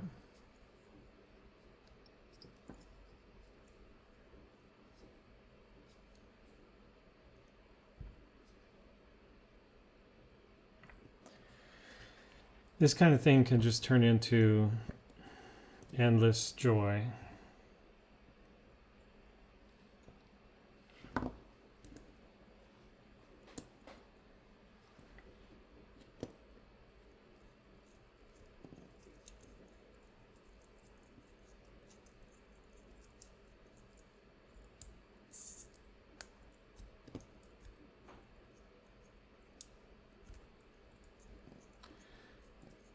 It's like not even, it keeps failing to advance.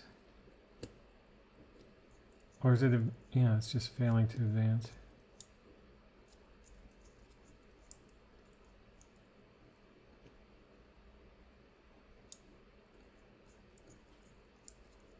Okay. So I'm done. This is it's fun. I get to find another problem.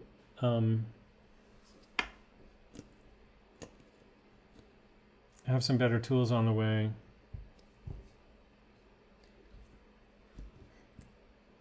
So far, so good. I wonder if we're going to be able to put the second hand on there. Seems fine for that. The main problem is just figuring out what's wrong with that date mechanism, why it's doing that. And if it's because the hour hand gear is slipping because the dial spacer washer is too compressed and the hour hand is popping up. It's the only thing I can think of. I sure wish that hadn't happened though, because that means disassembling all that stuff again. Okay, thanks a lot if you've watched this, and I'll see you in the next one. Okay, so I had to think about this last night. I put this project aside, but basically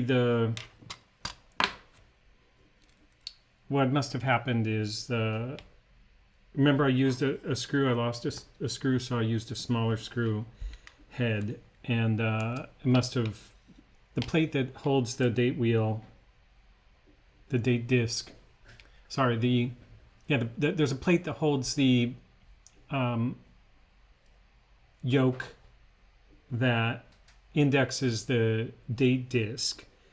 That plate must have popped up, and the date and that yoke slipped out, and the spring, and that's how the date disc is able to be stuck.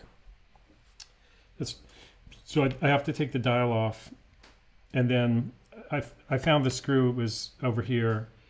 So the screw that I used, the too small of a screw, so I can replace the correct screw, and then I can get this going again. So I've got this. I've got my other two hands there. Should be good to go.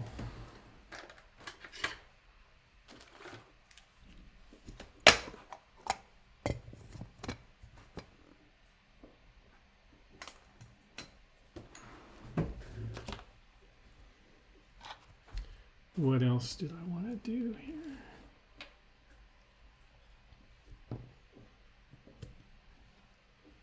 Here's our starting point. The date is stuck. It won't advance. It kind of shakes around when it's supposed to advance, but doesn't advance. Now, the thing that's a drag about this, all these movements, is that every time you touch them, you get into bigger and bigger risk with damaging dial or hands. And these are new old stock dial and new old stock hands. And I have a hand lifter on order from from Bergeon, but I haven't got it yet. Should I use the microscope for this? Nah.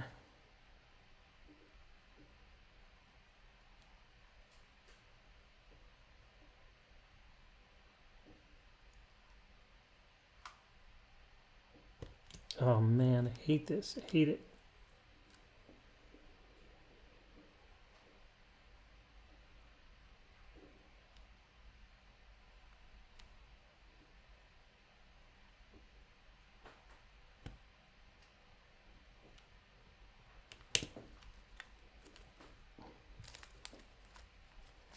This is a double layer plastic, so that's kind of good.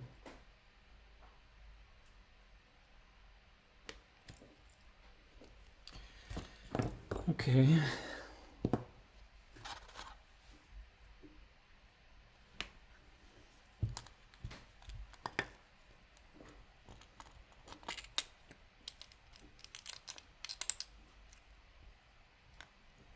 Put that with my other hands.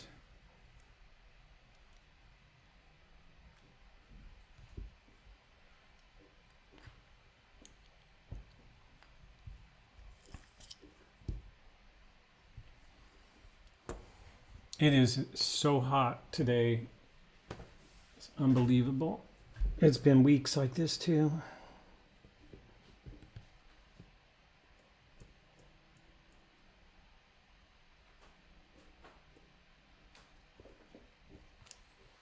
Okay, so we're going to need to remove the dial.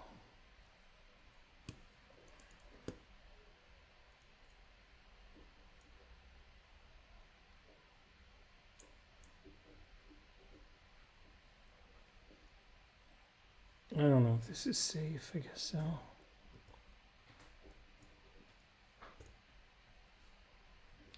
I think I'll get this going because otherwise I'm just constantly blocking the view with my head.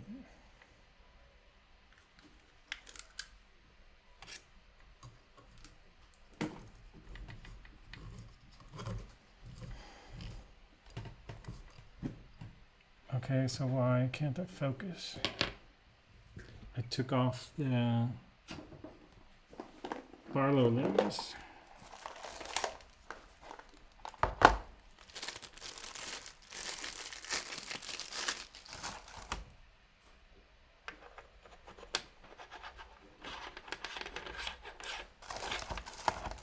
There's it.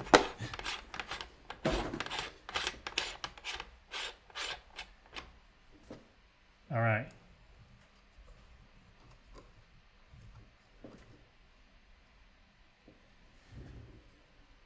ETA 2472. Here we come. Gonna get you fixed up once and for all.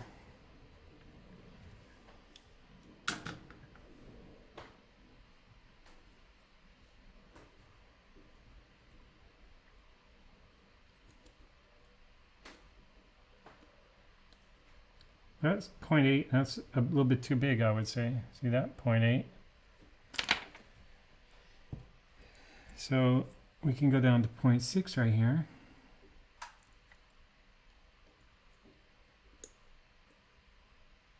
Oh, that's interesting. What happened to the amplitude is just from pushing. No, it's the hand. No, there's no hand. I don't know why it just died. Seems like a strange coincidence. Now this touching, what I've decided is I'm gonna clean up the back of this watch with some alcohol when I'm isopropyl alcohol when I'm done, so there's no fingerprints on it. That should be enough. The alcohol won't touch the dial though, if I do it correctly.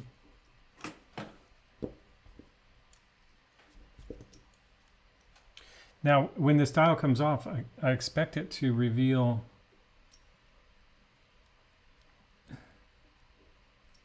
Don't tell me I didn't unscrew those screws enough.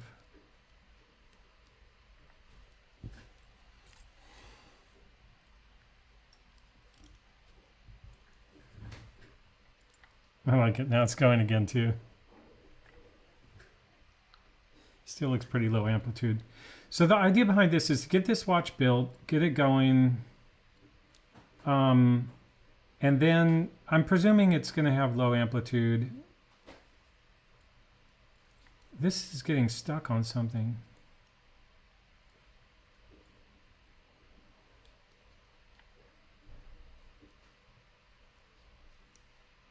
Oh, it's that it gets stuck on the stem, I think, when the stem is not held correctly. Okay, did I go full 360 already?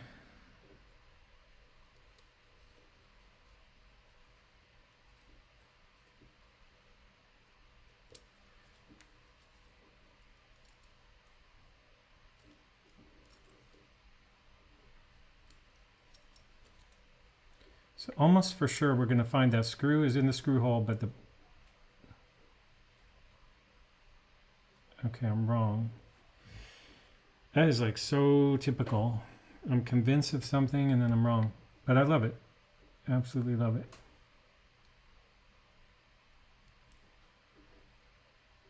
So the yoke is maybe backwards or something weird. Anyway, that makes it exciting. So this is the screw that was smaller than the one that I had temporarily misplaced.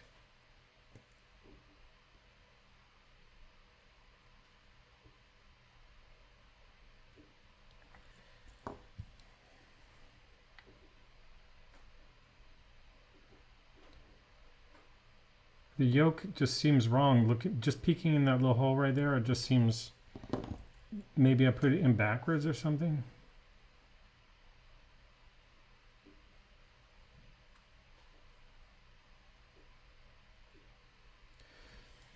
kind of want to not agitate it too much as I lift this off, just so I can see. Yeah, I put it in backwards. So I bet somebody who knows ETA movement would see that when I did it and say, "You're putting that yoke in backwards, dude. Don't do that."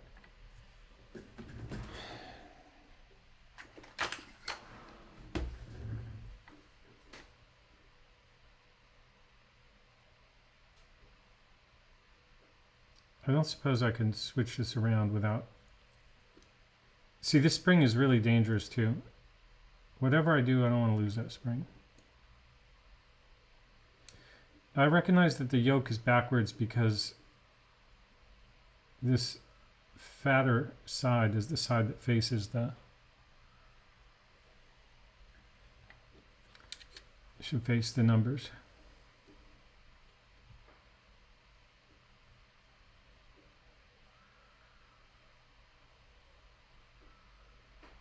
See, that keeps it centered between those two teeth. Now this is tough because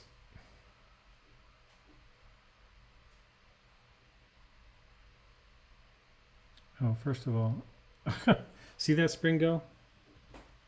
So that's the screw I'm not going to use. I just dumped the other screws. That's the screw I am going to use.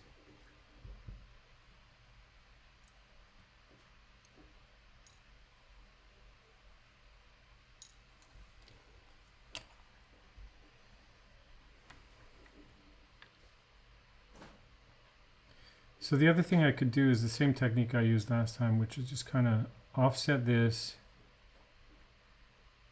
lay this in there,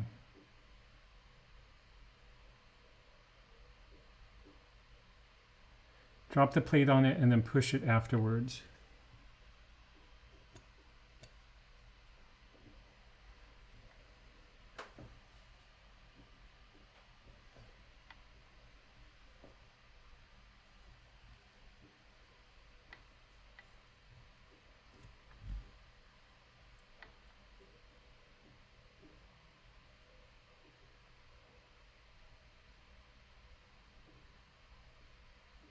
See, this can go in under there after I get that screw started.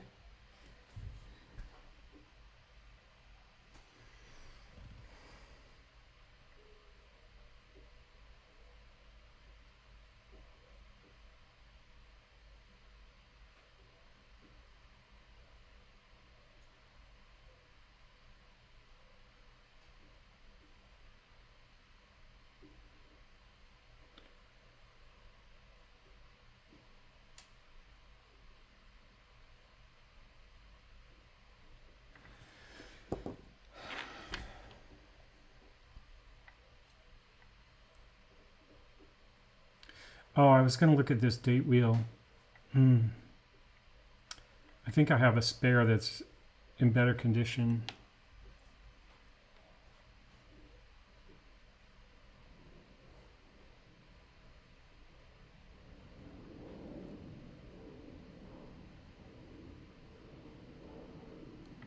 I'm shaking too bad today to do this.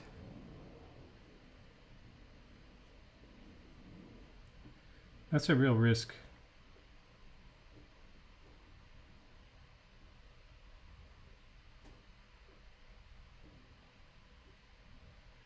I was watching this video today.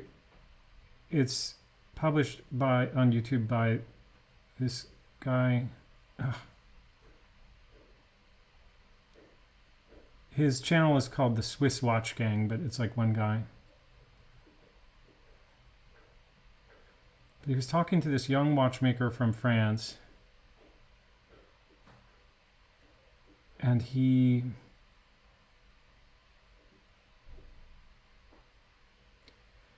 whole thing was like, the guy makes his own watches. They sell for 80,000 euros. He's just out of school.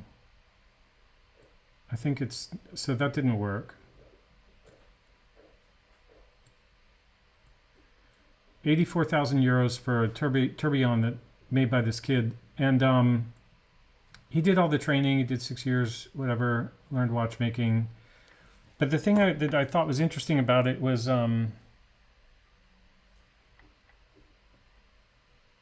guy asked him how much he actually did himself of the work, and he said, "Well, I make every gear by hand, but the main plate is made by someone else, like CNC machined, computer numerically controlled, basically just robotically made, and then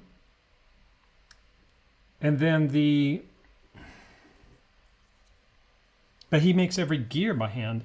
But it's like, well, what's the point, really? Like, what's the point of making the gears by hand when the unique components are made by CNC?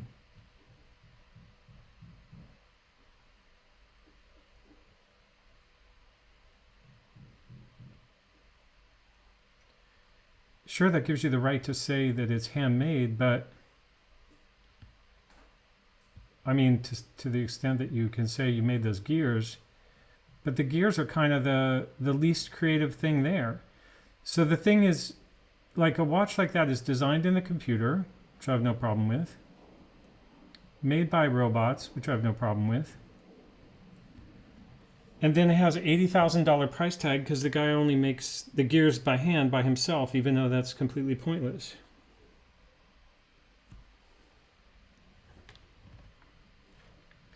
And it made me question that business model, again, of the high-end watches. Because I like the watch the guy made, but I feel like this story of, like, he personally sits down and does the... It's kind of like a director of a movie going like, well, I didn't actually direct the movie, but I was the production assistant on it. Like, I got everybody the coffee, and then I had all the other creative aspects of it done by somebody else. That's not even a good example because that's basically what directors do, but what's a better example?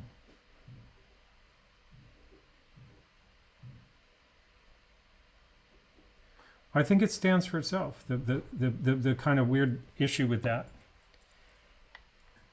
Paying $80,000 for gears that are made by hand by a guy that went to college, or not college, but like high-level training.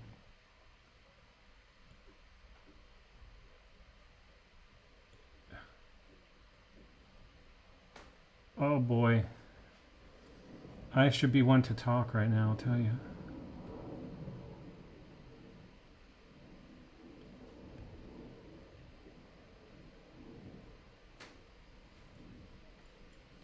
See, part of the problem is this is my excuse. Because the microscope, I'm trying to show the screw head while I turn it at an angle. And that's just like not the way to do it.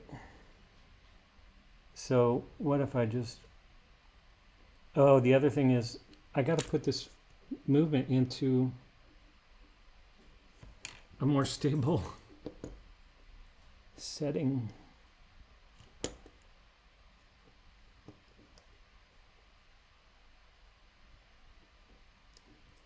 Oh boy.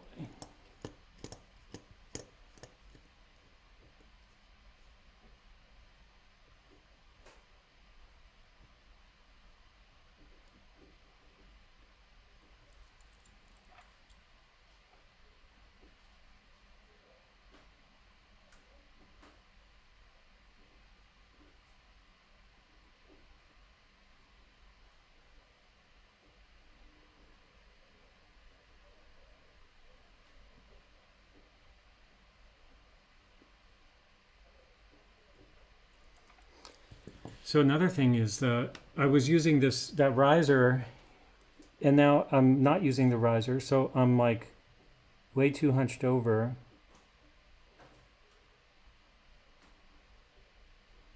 I thought, you know what, it's just one screw. It's not going to be that hard.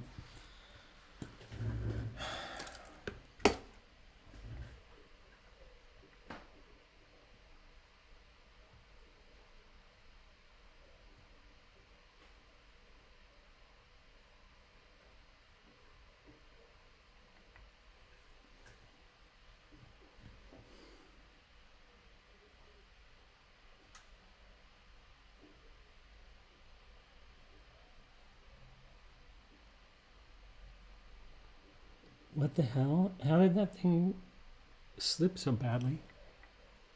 It's gone. And the spring is gone.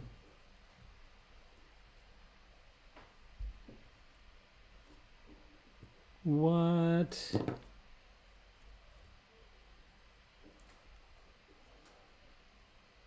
It must be there. It's just I can't see it. Okay, they're both sitting right there. Jeez. This is a nightmare. Okay. You gotta watch out for this screw.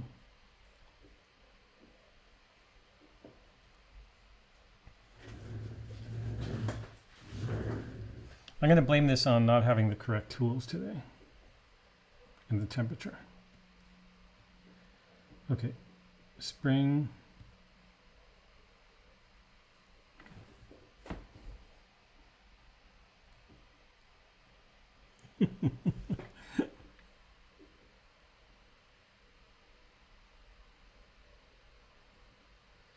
Oh, so the problem is again, like you gotta put the yoke in the right position.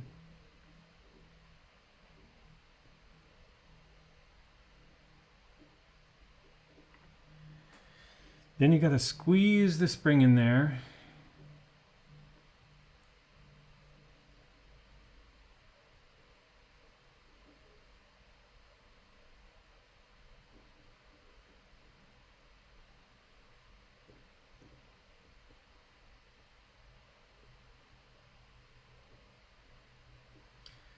Then you got to put the plate over it. And then any agitation, like I was doing when I was trying to get that screw started, can cause everything to fly.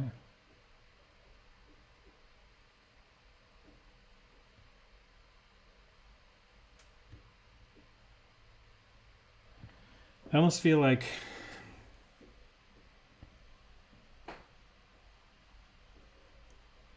I should radico that plate down while I try to do the screw.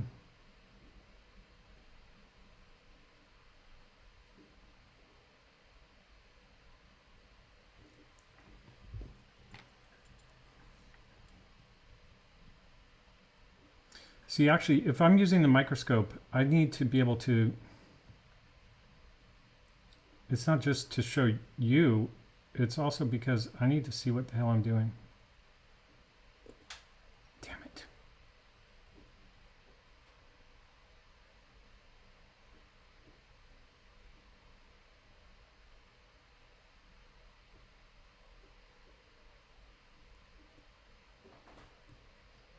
Oh, that's what I need to do. Yeah. So a watchmaker would tell you, hold this plate down so you don't have to worry about that. And then go after that screw without worrying. That's why you need, the movement needs to be mounted solidly. And then you use your pegwood to hold everything in place. This should work. I don't have the right grip on the screwdriver, but that's just so I can see what the hell I'm doing. Okay, I got it. Okay, there's either a fly on my forehead or a huge drip of water, sweat.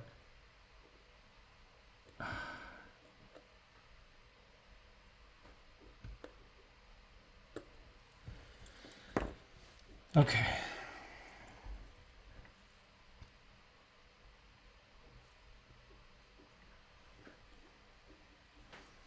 Just wanted to see if I can get a little more torque on that.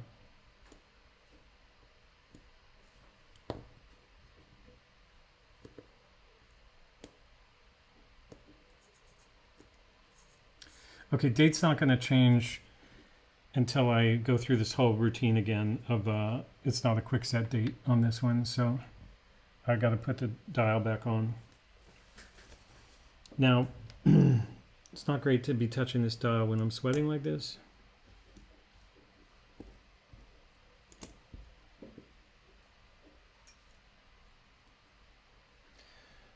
So the date is at 7. So when we drop this on, we should see the 7 there. That looks good. Now,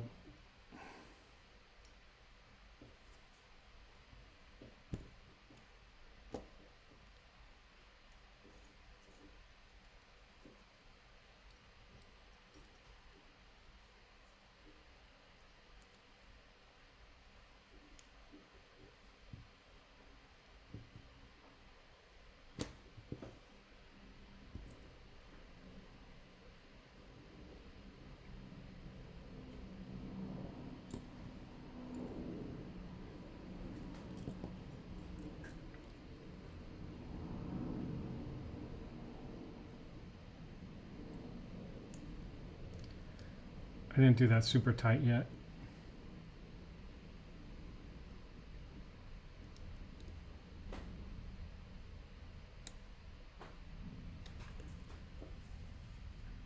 Jesus. Sorry.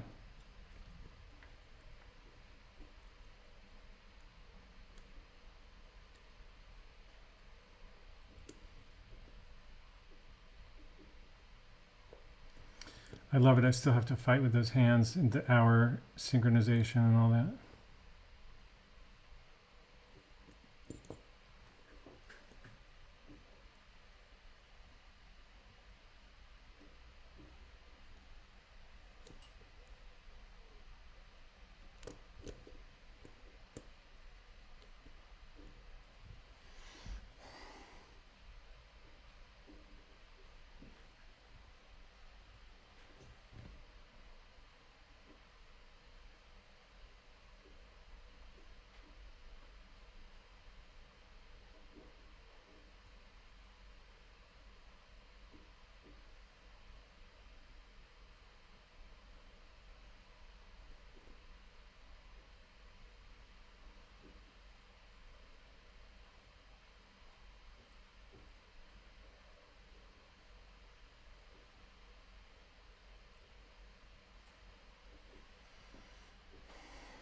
Okay, so now I can mess with the date function.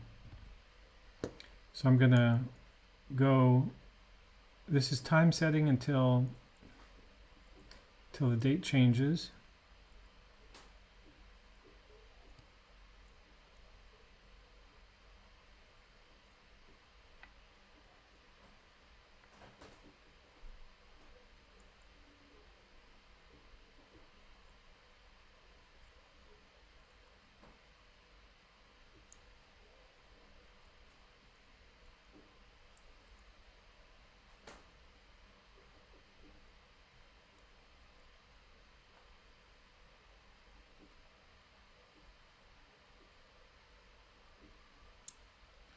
Okay, so that's our 12 o'clock.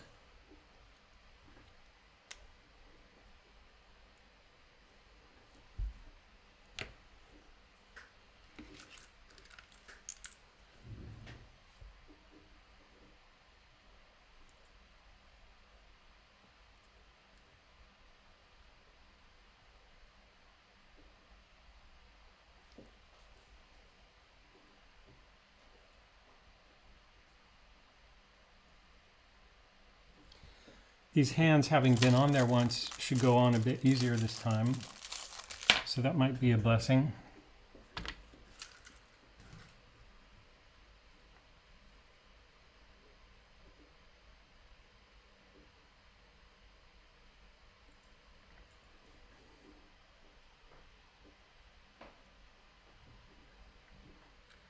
What happens at 12 when this date snaps is that our hand snaps forward a little bit.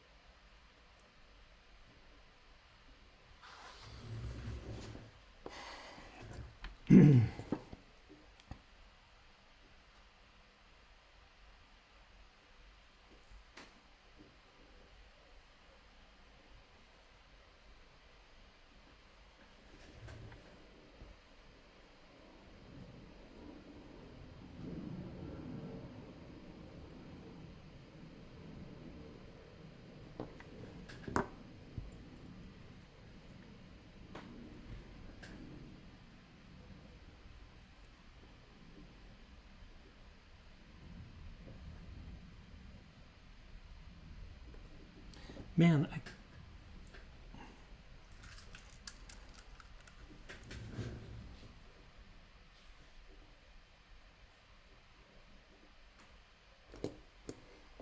that is weird. Don't know why that's so difficult.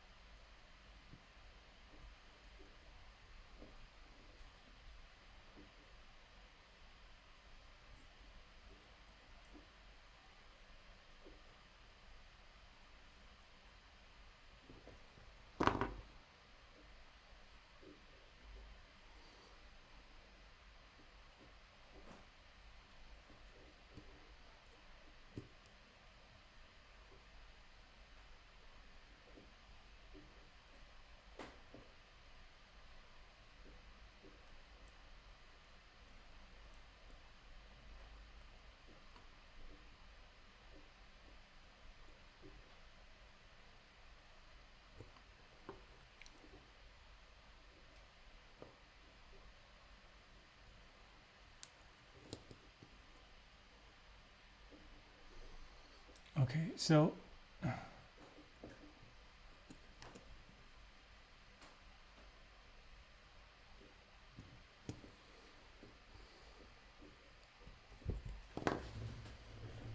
let's check this. I'm afraid that min hand is going to pop off again, but let's see.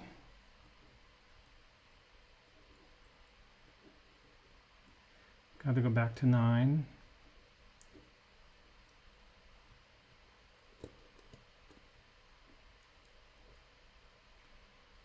That's pretty good alignment on the hours.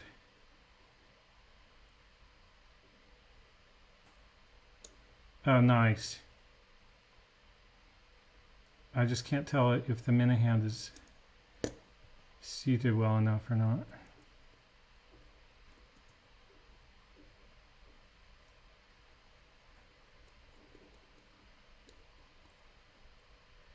I think perhaps not.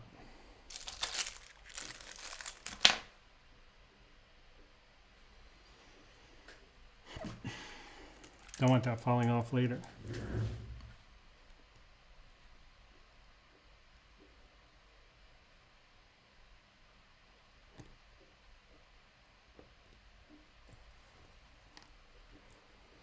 Okay, now the only problem is I squeezed it down too far.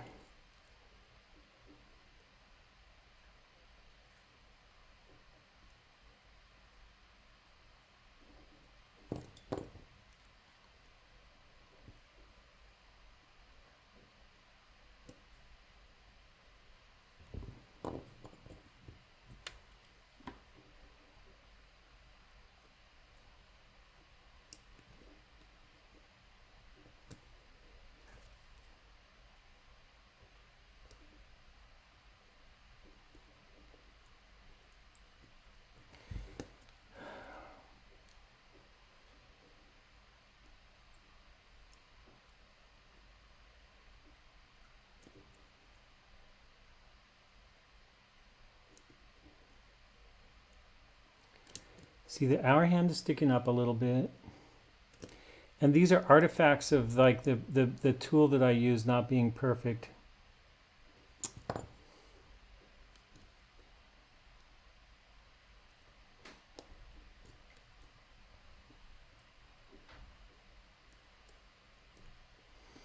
Every time I do that,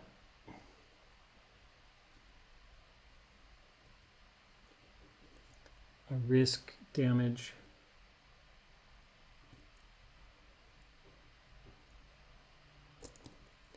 And if I bend that minute hand up too much, then it's gonna, the second hand's gonna bump into it.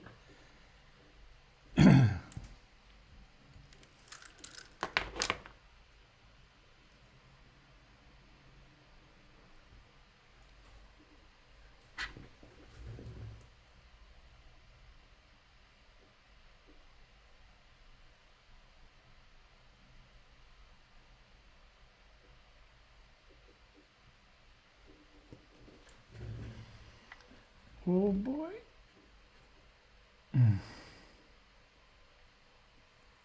I'm just way too shaky.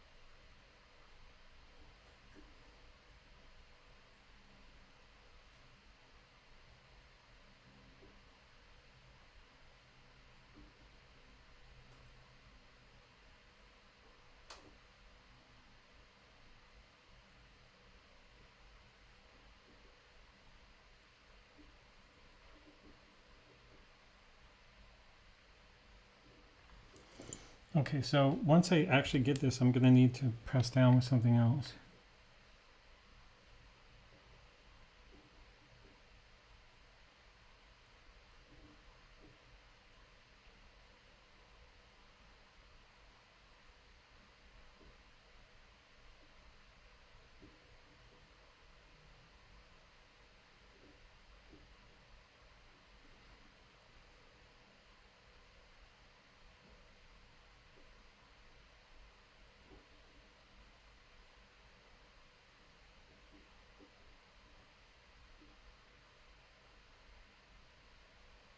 Why so difficult?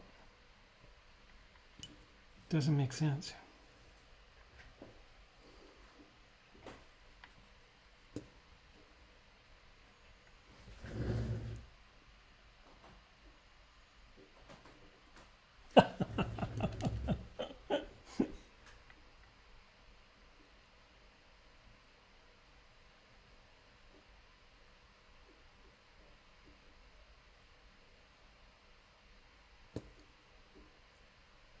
Upside down.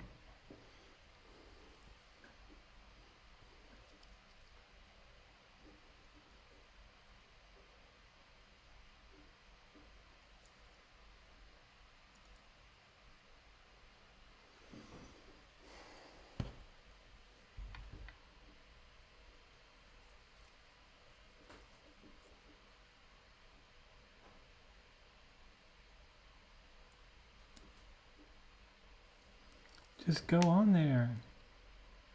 You know, the best thing you can do when you're watchmaking is lose your patience.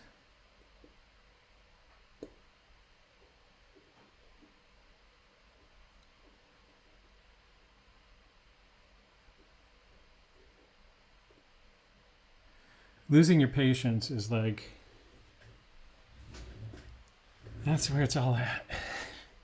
Just let that watch know that you're sick and tired of its behavior.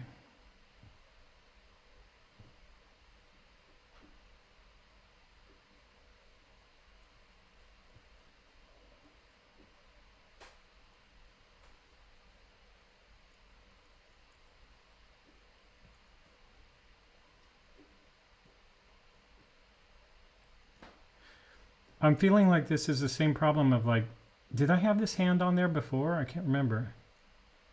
I don't think I ever got to the point of putting the hand on it. So this is where you need a broach to like open up that hole a little bit. Because the new hand,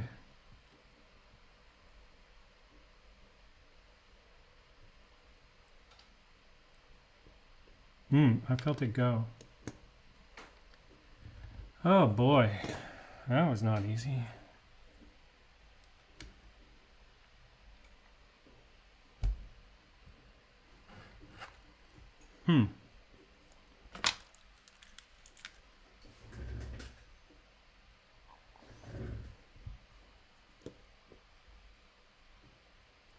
Okay, so now you get into this fiddly stuff of like, the reason the second hand is not going is because it's bumping into the minute hand. So that needs to be lifted up a little bit.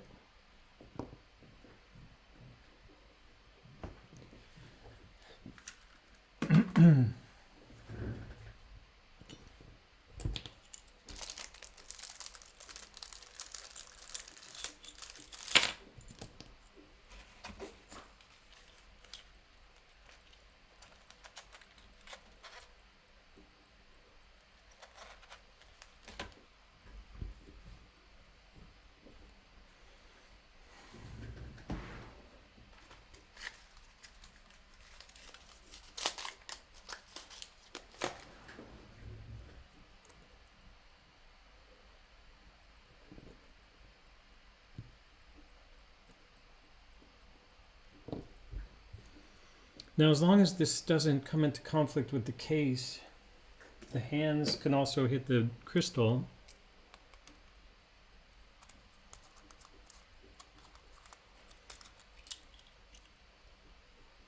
But I guess the next step is to put the movement in the movement holder ring.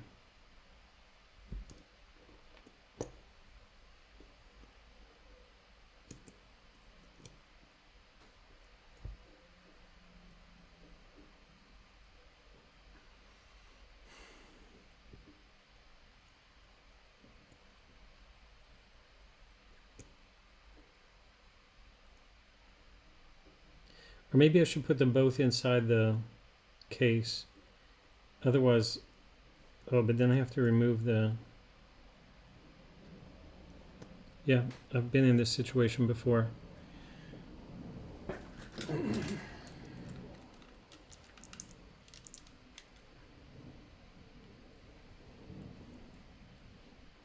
So I need to remove the stem to get it in the case.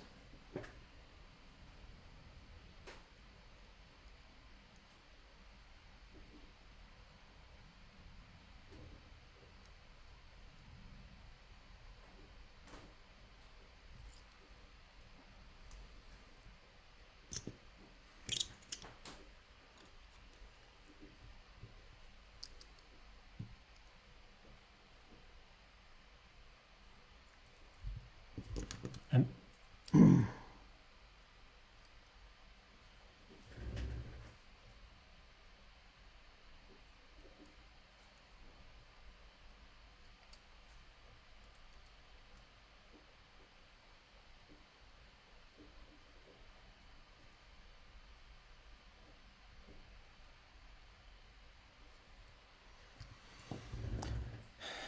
now, how can I use that as a finger protector and flip this over?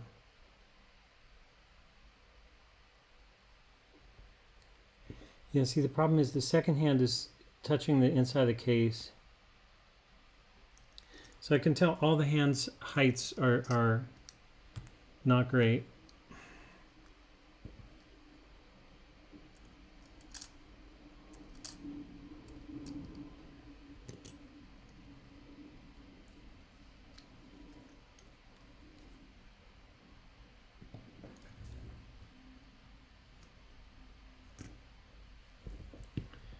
Um,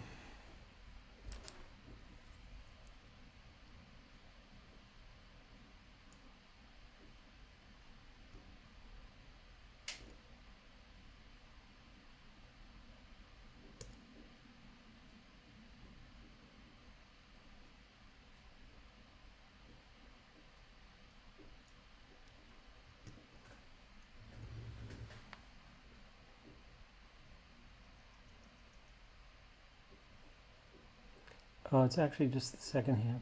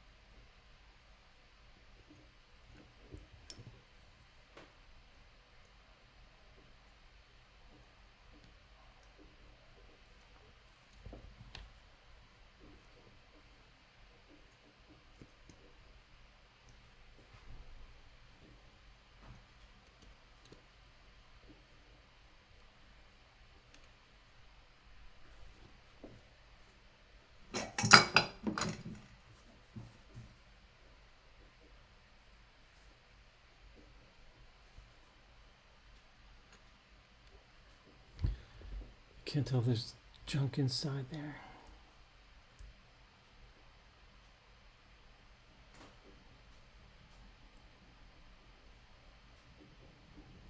There wasn't before, but now there is because that thing is oily from my fingers.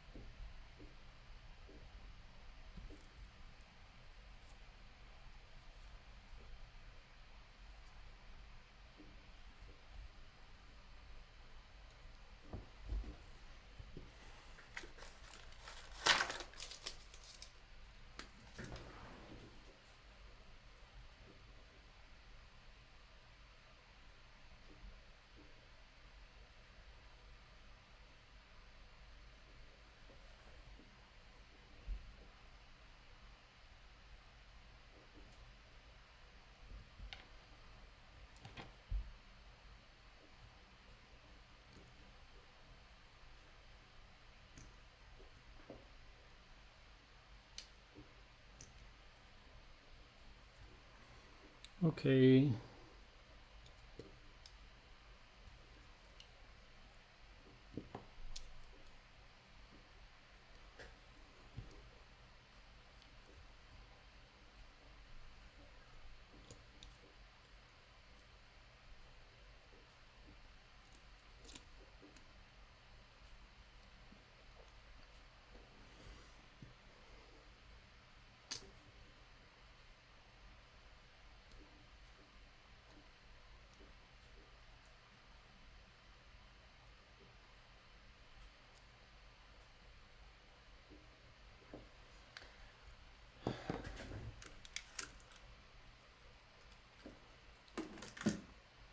Same thing I want to, well,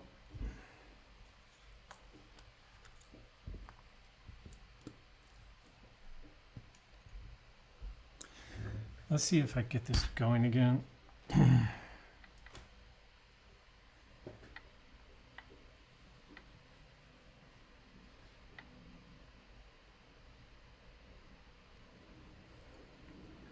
you can see I need to line this up.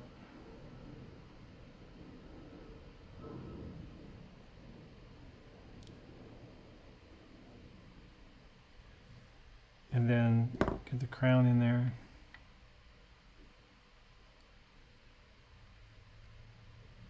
Oh, there's a problem though. The movement, oh, the movement's sitting too low.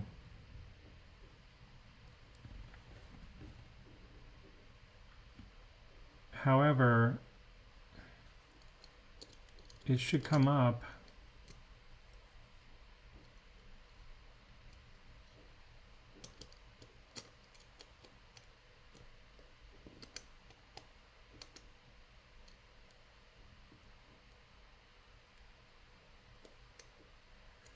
It should come up when I put the movement clamps in there.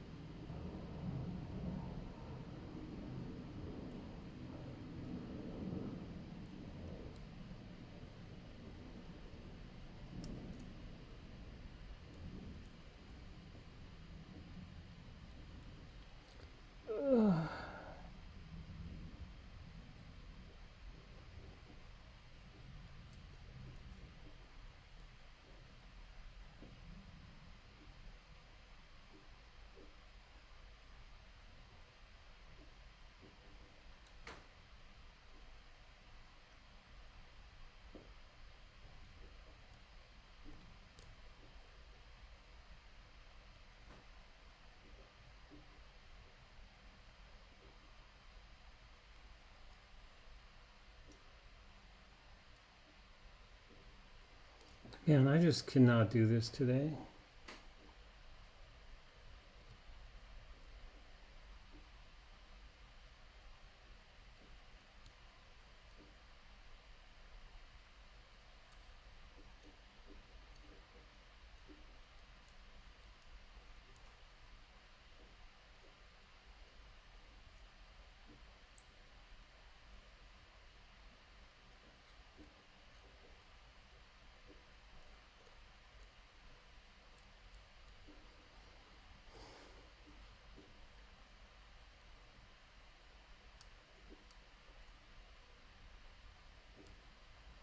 This case holder, it should be so easy because it's got prongs in it for tweezer.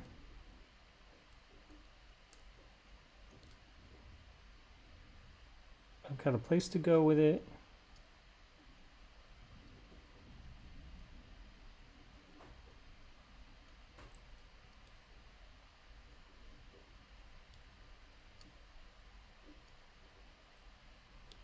Ugh, jeez. Where the hell is it? That was insane.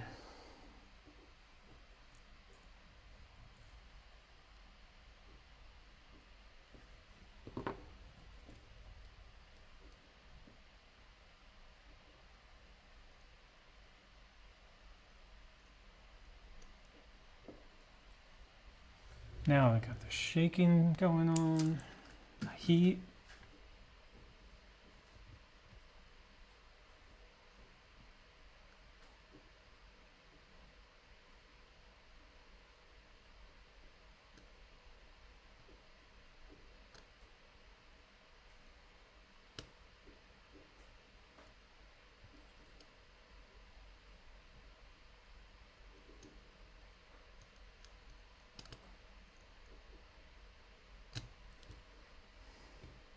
Oh man, don't tell me that's upside down.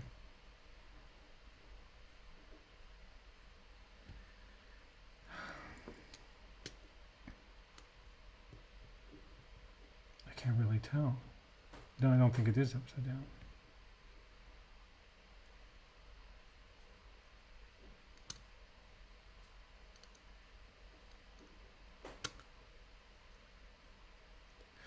Okay, let's get the other one going.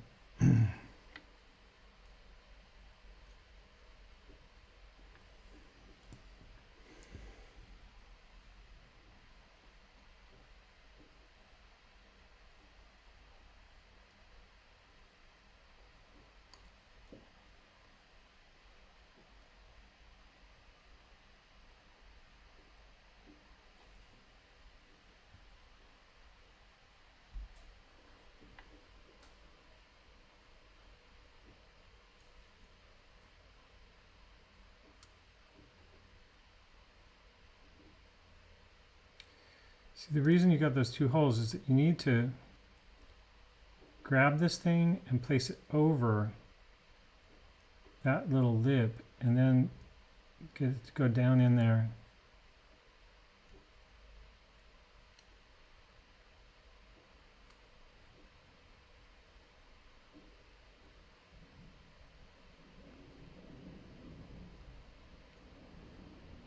Kind of doesn't want to do it.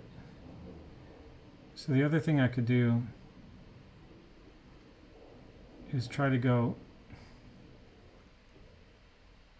this end first.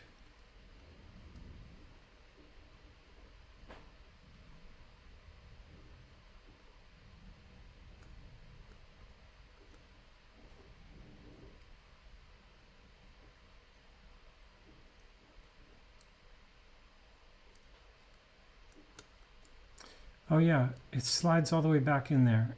Okay, so it should, that's the way to do it.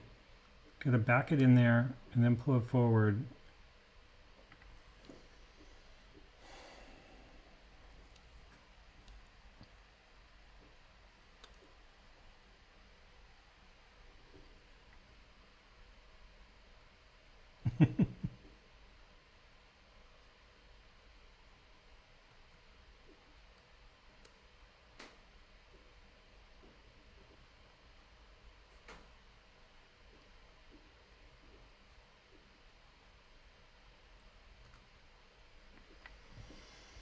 So now you can get the screw in there a little bit.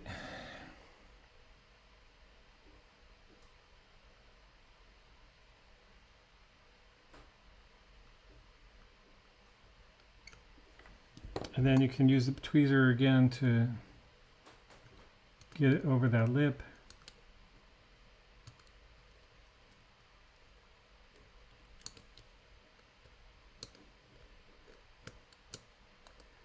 Or not.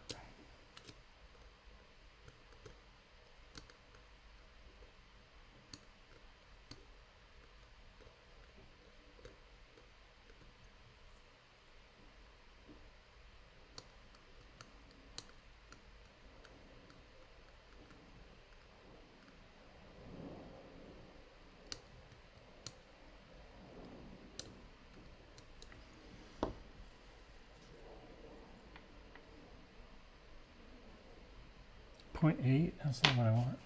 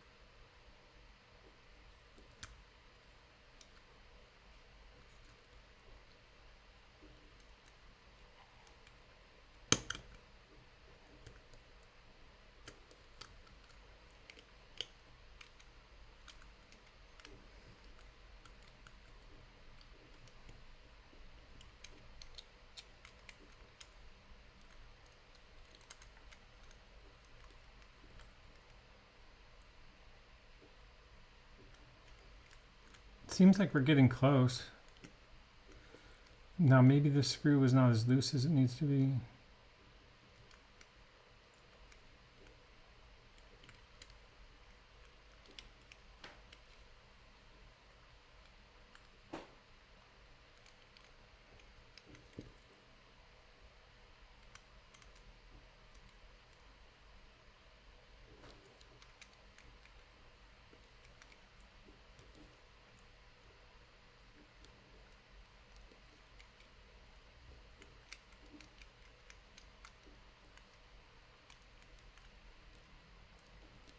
Never had so much trouble getting a stem into a movement. I'm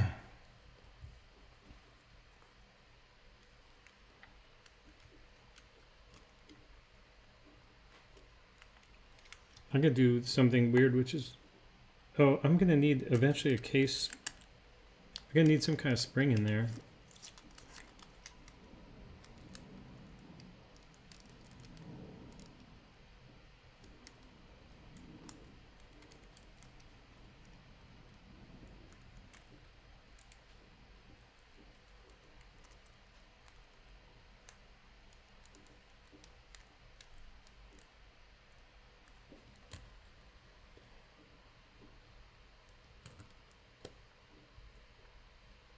Okay, so there's some dirt inside that crystal. I probably should take care of that first. Are you kidding me? Oh, guess not.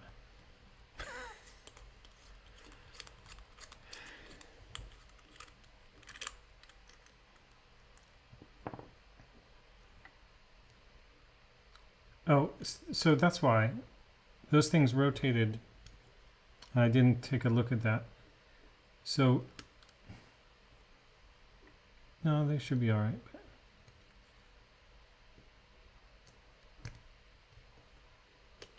I think that should be all right, but maybe not. So the issue is, if I loosen these a little bit, then I can make sure this is rotated.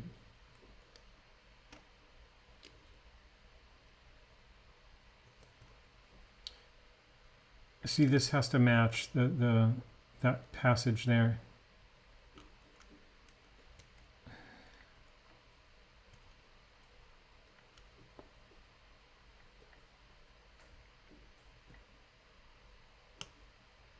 Like that.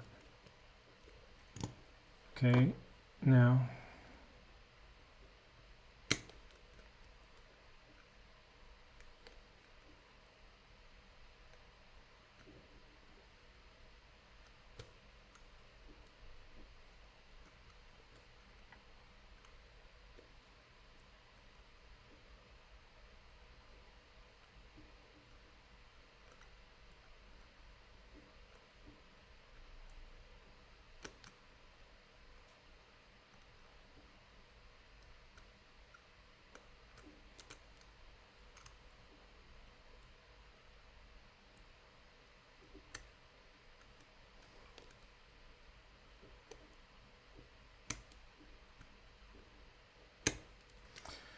Okay, and this.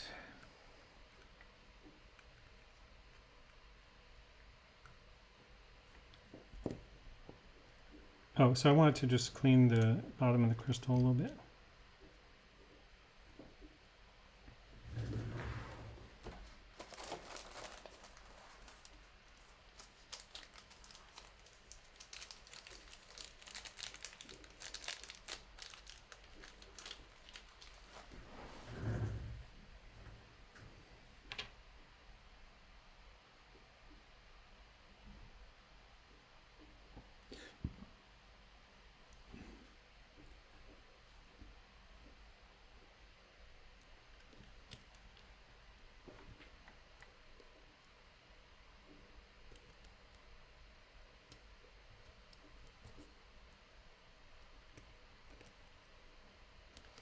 I just want to make sure that this goes in. Yeah, that goes in fine. There's some dirt on the top of this crystal, I think.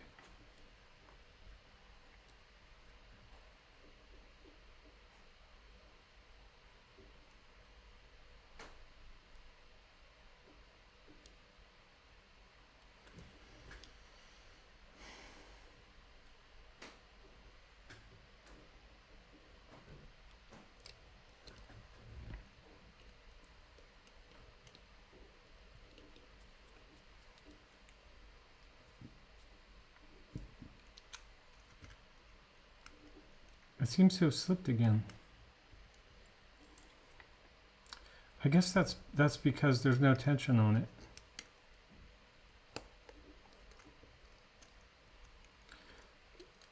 I have a feeling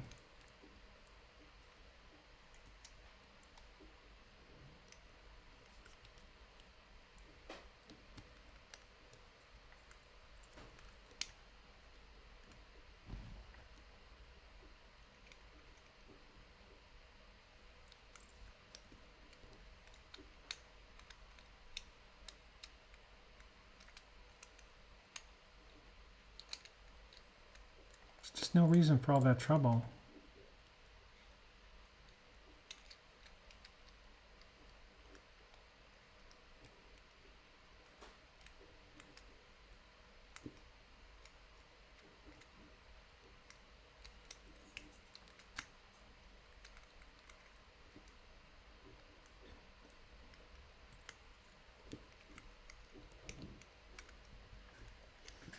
I guess it could be I got the wrong, what's that?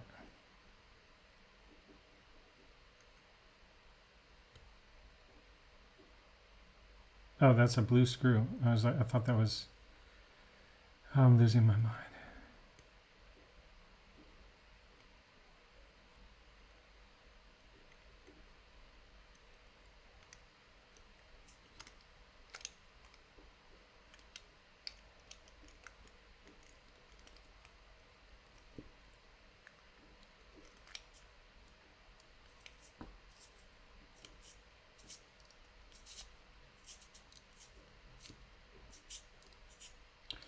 I guess the stem is too long. Let me see if I can just secure it in there.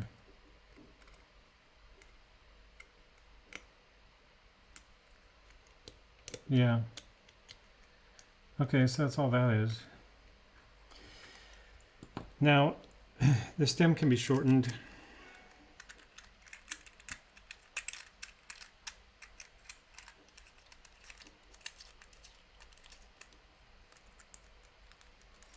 Now this needs like a case, this needs like a spring inside or a kind of,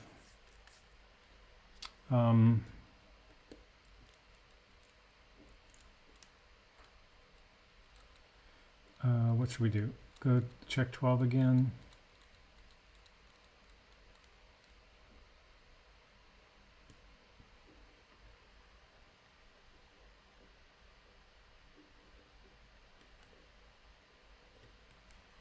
Hmm?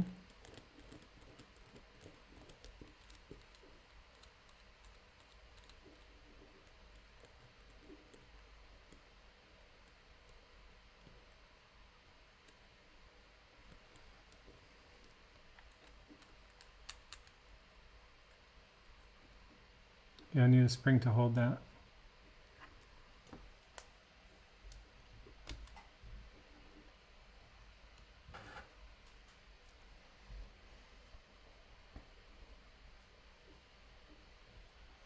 And then I need to see, I think I probably have the right length stem. Somehow I mix those up. And all my, that's why I wanted to get these watches built. Get this done with and out of the way. But that's a step closer to that one being done. It's only been an hour and 7 minutes to do basically nothing except for case of movement. It's insane. Okay, that's it for now. I could probably do another hour-long video about refitting the stem. Actually, maybe I should. But the I'm too hot to keep doing this right now. But this thing will be done basically. There's probably a stem that already exists. If I put this in there with the right length of a stem, and then get a spacer in the back to hold it so that the movement's not loose, then I've restored this watch. And these were the two that I bought originally. I bought the first one because it had a dial like this, and then I destroyed that dial and I turned it into this, but I bought a second one, and then I bought the second dial. So now I have the thing I originally bought for $25. It's only been 50 hours of work. Another watch. And all that jazz. But you grow attached to these things from doing this stuff, and it's pretty fun. Okay. Thanks a lot. See you on the next one. Okay, so if you just sat through all that, I just wanted to finish up by saying, this is at the beginning of the video too, but I did succeed in this. I got this working. I got the right stem length in it. I got a nice strap on it. It's actually, I would show you on the time grapher. I'll show you after it. Okay, so I'll show you this in the time grapher in a minute. It's really great. But the thing is, it still needs a date disc that is has the date window at 6 o'clock. So that's just like 90-degree angle on the typeface. But I found that somebody a kilometer away from me in Geneva has it, so I ordered that. And I'll put the correct date disc in here, and then this will be a complete watch. And it's keeping very good time. And then I also found the correct stem for this. And this is all working now too. But it's running like 5 minutes a day fast, which is unusual. And I'll show you that. It's doing this thing, like this pattern.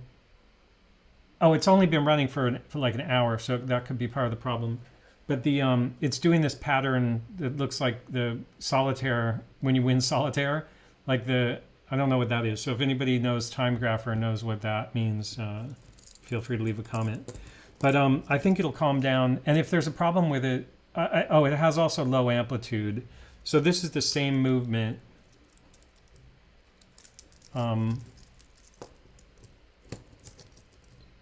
This is the exact same movement, and I'll just show you this on the time grapher for comparison.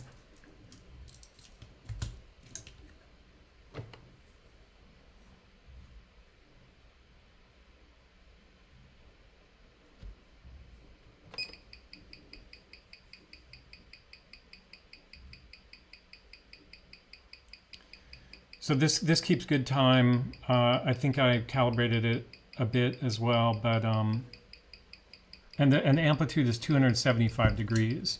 And then I could see when I was putting this together, it had very low amplitude, so it may just need cleaning. Oh,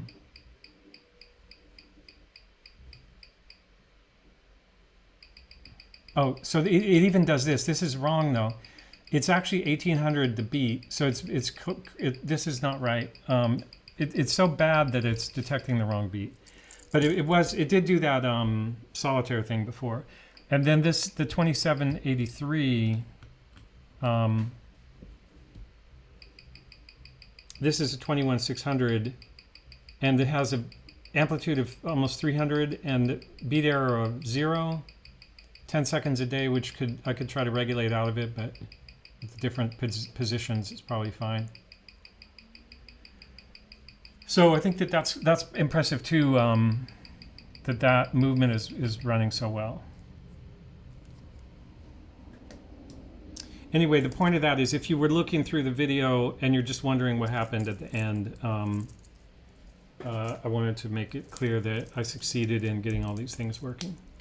If you watched any part of this, I thank you very much. I hope you are already subscribed. If you're not, please check out the other things on the channel. There's a lot of interesting stuff besides me being a bad watchmaker. The point of this is if you're also a hobbyist and struggling, I hope that these long videos give you a chance to kind of look at how the struggle I'm going through, but also to see that I'm succeeding on some level. And, you know, yes, it takes a few hours and it seems really slow when you're doing it and you feel really bad like you're an idiot. But in the end, I'm making progress, and that's the point. And I hope you are too. All right, thanks a lot, and I'll see you in the next one.